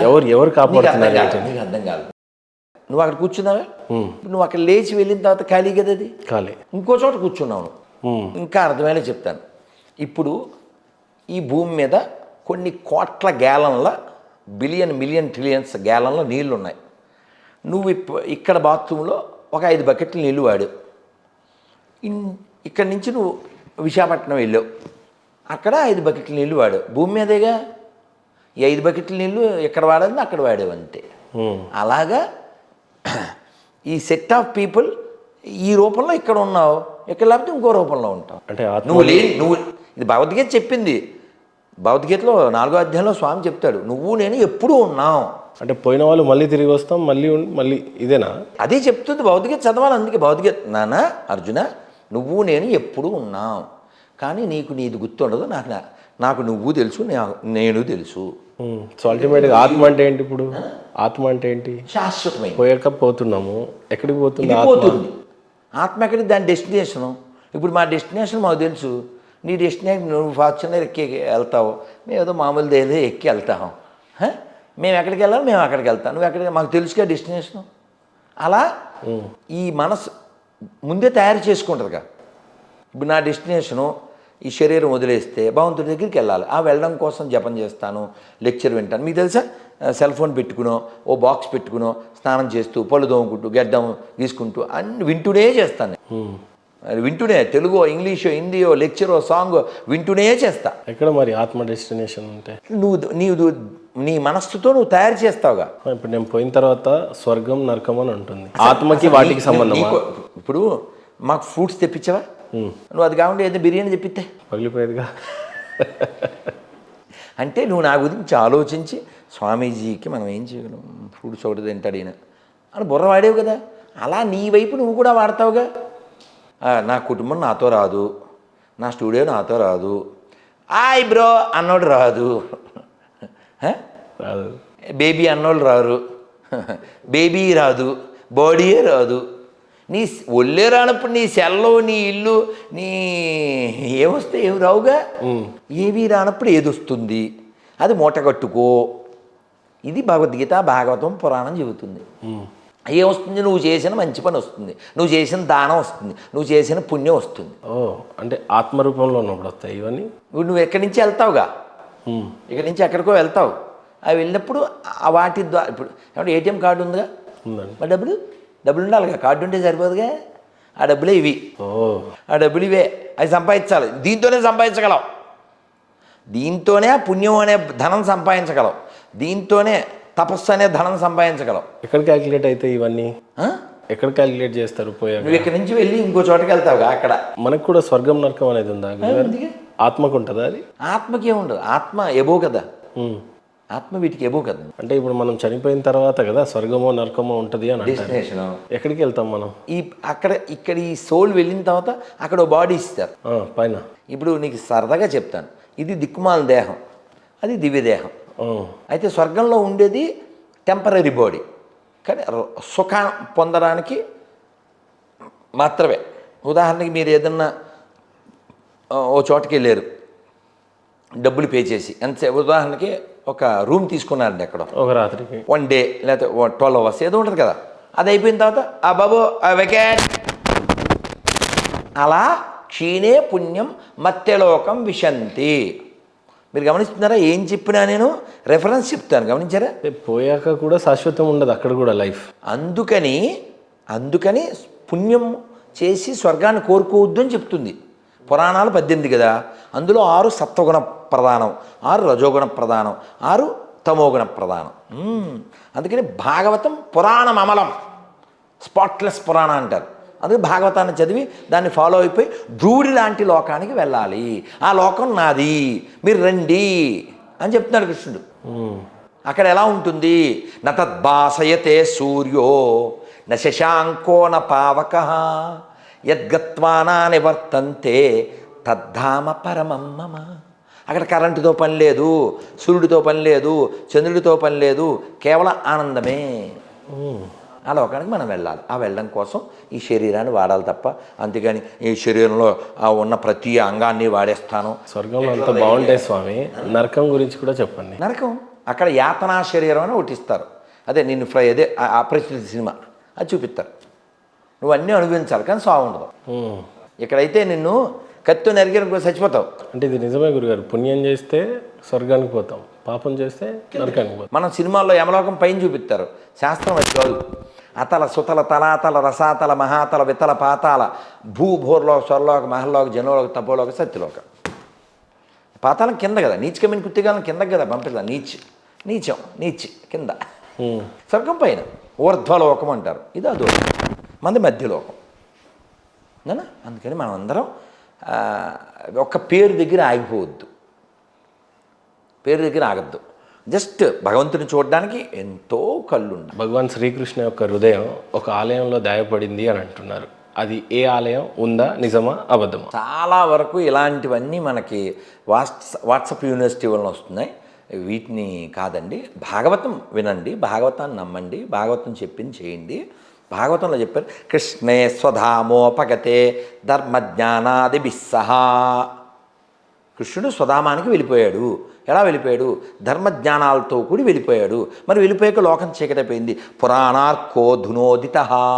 పురాణాల్లో సూర్యుడు వంటి భాగవతాన్ని లోకానికి ఇచ్చాడు. అందుకని ఇవన్నీ వద్దు నాన్న, కేవలం నామం చేయండి బాగుపడతారని మధ్వాచార్య, శంకరాచార్య, రామానుజాచార్య, అన్నమాచార్య, రామదాసు, కనకదాసు, సూర్యదాసు, రవిదాసు, తులసీదాసు, నామదేవ్, జ్ఞానదేవ్, మీరాబాయి, రుక్మాబాయి ఎంతమంది చెబితే ఇవన్నీ మానేసేసి క్వశ్చన్లు ఏమొద్దని చక్కగా హరే కృష్ణ కృష్ణ కృష్ణ హరే హరే రామ రామ రామ హరే హరే. అందుకని హరినామమే కడు ఆనందకరము మరుగవో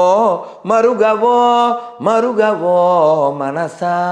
హర హర మహాదేవ శంభో శంకర. ఆనందంగా నామం చేయండి, ధామానికి వెళ్ళండి, కామాన్ని తొలగించుకోండి. రాధా మనోహర్ దాస్ గారి జీవిత ఆశయం ఏంటంటే ఏమంటారు సార్? అందరూ ఆనందంగా ఉండాలి, సంతోషంగా ఉండాలి, సింపుల్గా ఉండాలి. Simple living, high thinking. ఇప్పుడు చూడండి, నేను వెళ్ళి ఏసీలు గీసీలు చాపేసుకుని అలమ పడుకుంటా, తెలుసు మీకు? అవన్నీ అక్కర్లేదు, ఫ్యాన్ కూడా వేసుకోను, తెలుసు మీకు? కాబట్టి ఇవన్నీ ముఖ్యం కాదు సార్. దీనికి కొంచెం నీడ్స్ ఉన్నాయి, నీడ్స్ వరకు ఉంటే చాలు. ఊరికే అలా పెంచుకోవద్దు, ప్రపంచాన్ని పెంచుకోకండి, లోపల పెంచుకోండి. హై థింకింగ్ అంటే భగవంతుడి దగ్గరికి మనం వెళ్ళడానికి క్వాలిటీస్, ఆ క్వాలిటీస్ భగవద్గీతలో చెప్పారు, భాగవతంలో చెప్పారు. వాటిని పెంచుకుంటే ప్రపంచం బాగుంటుంది, మనం బాగుంటాం, శరీరం బాగుంటుంది, ఆత్మ బాగుంటుంది, ఆరోగ్యం బాగుంటుంది, అన్నీ బాగుంటాయి, ప్రకృతి బాగుంటుంది. రైట్ గురుగారు, అందరు బాగుండాలి అని చెప్పిన మీ ఆశయం చాలా గొప్పది. అందరు బాగుండాలి. ఏ ఆశయం కోసం అయితే అతను యేసుని నమ్మినా పర్లేదు, అల్లా నమ్మినా పర్లేదు, వాడు బాగుండాలి. నన్ను తిట్టినోడు కూడా బాగుండాలి. నన్ను కొడకాను ఒరే నీ పెక్కువ చేస్తానందే ఆ గోదావరి గొర్రె, ఆవిడ కూడా బాగుండాలి. బాగుంటామంటే ఆరోగ్యంగా, మెంటల్లీ, ఫిజికల్లీ, స్పిరిచువల్లీ ఆరోగ్యంగా ఉండాలి. అంతేగాని ఏదో ముష్టి పుస్తకాల కోసం ఎవడో కుట్టుకోవద్దండి. నాకు రామాయణము, భగవద్గీత, భాగవతము, ఖురాను, బైబిలు, వీటన్నిటికంటే భూమి మీద మనుషులే ముఖ్యం. హ్యుమానిటీ. హ్యుమానిటీ, నా వాదం మానవతావాదం. దాన్ని ఎందుకు వ్యతిరేకిస్తున్నాను? ఎడారి మతాలను హ్యుమానిటీ లేదు కాబట్టి, రియాలిటీ లేదు కాబట్టి, స్పిరిచువాలిటీ లేదు కాబట్టి. సూపర్ ఆశయం స్వామి. అంతే సార్.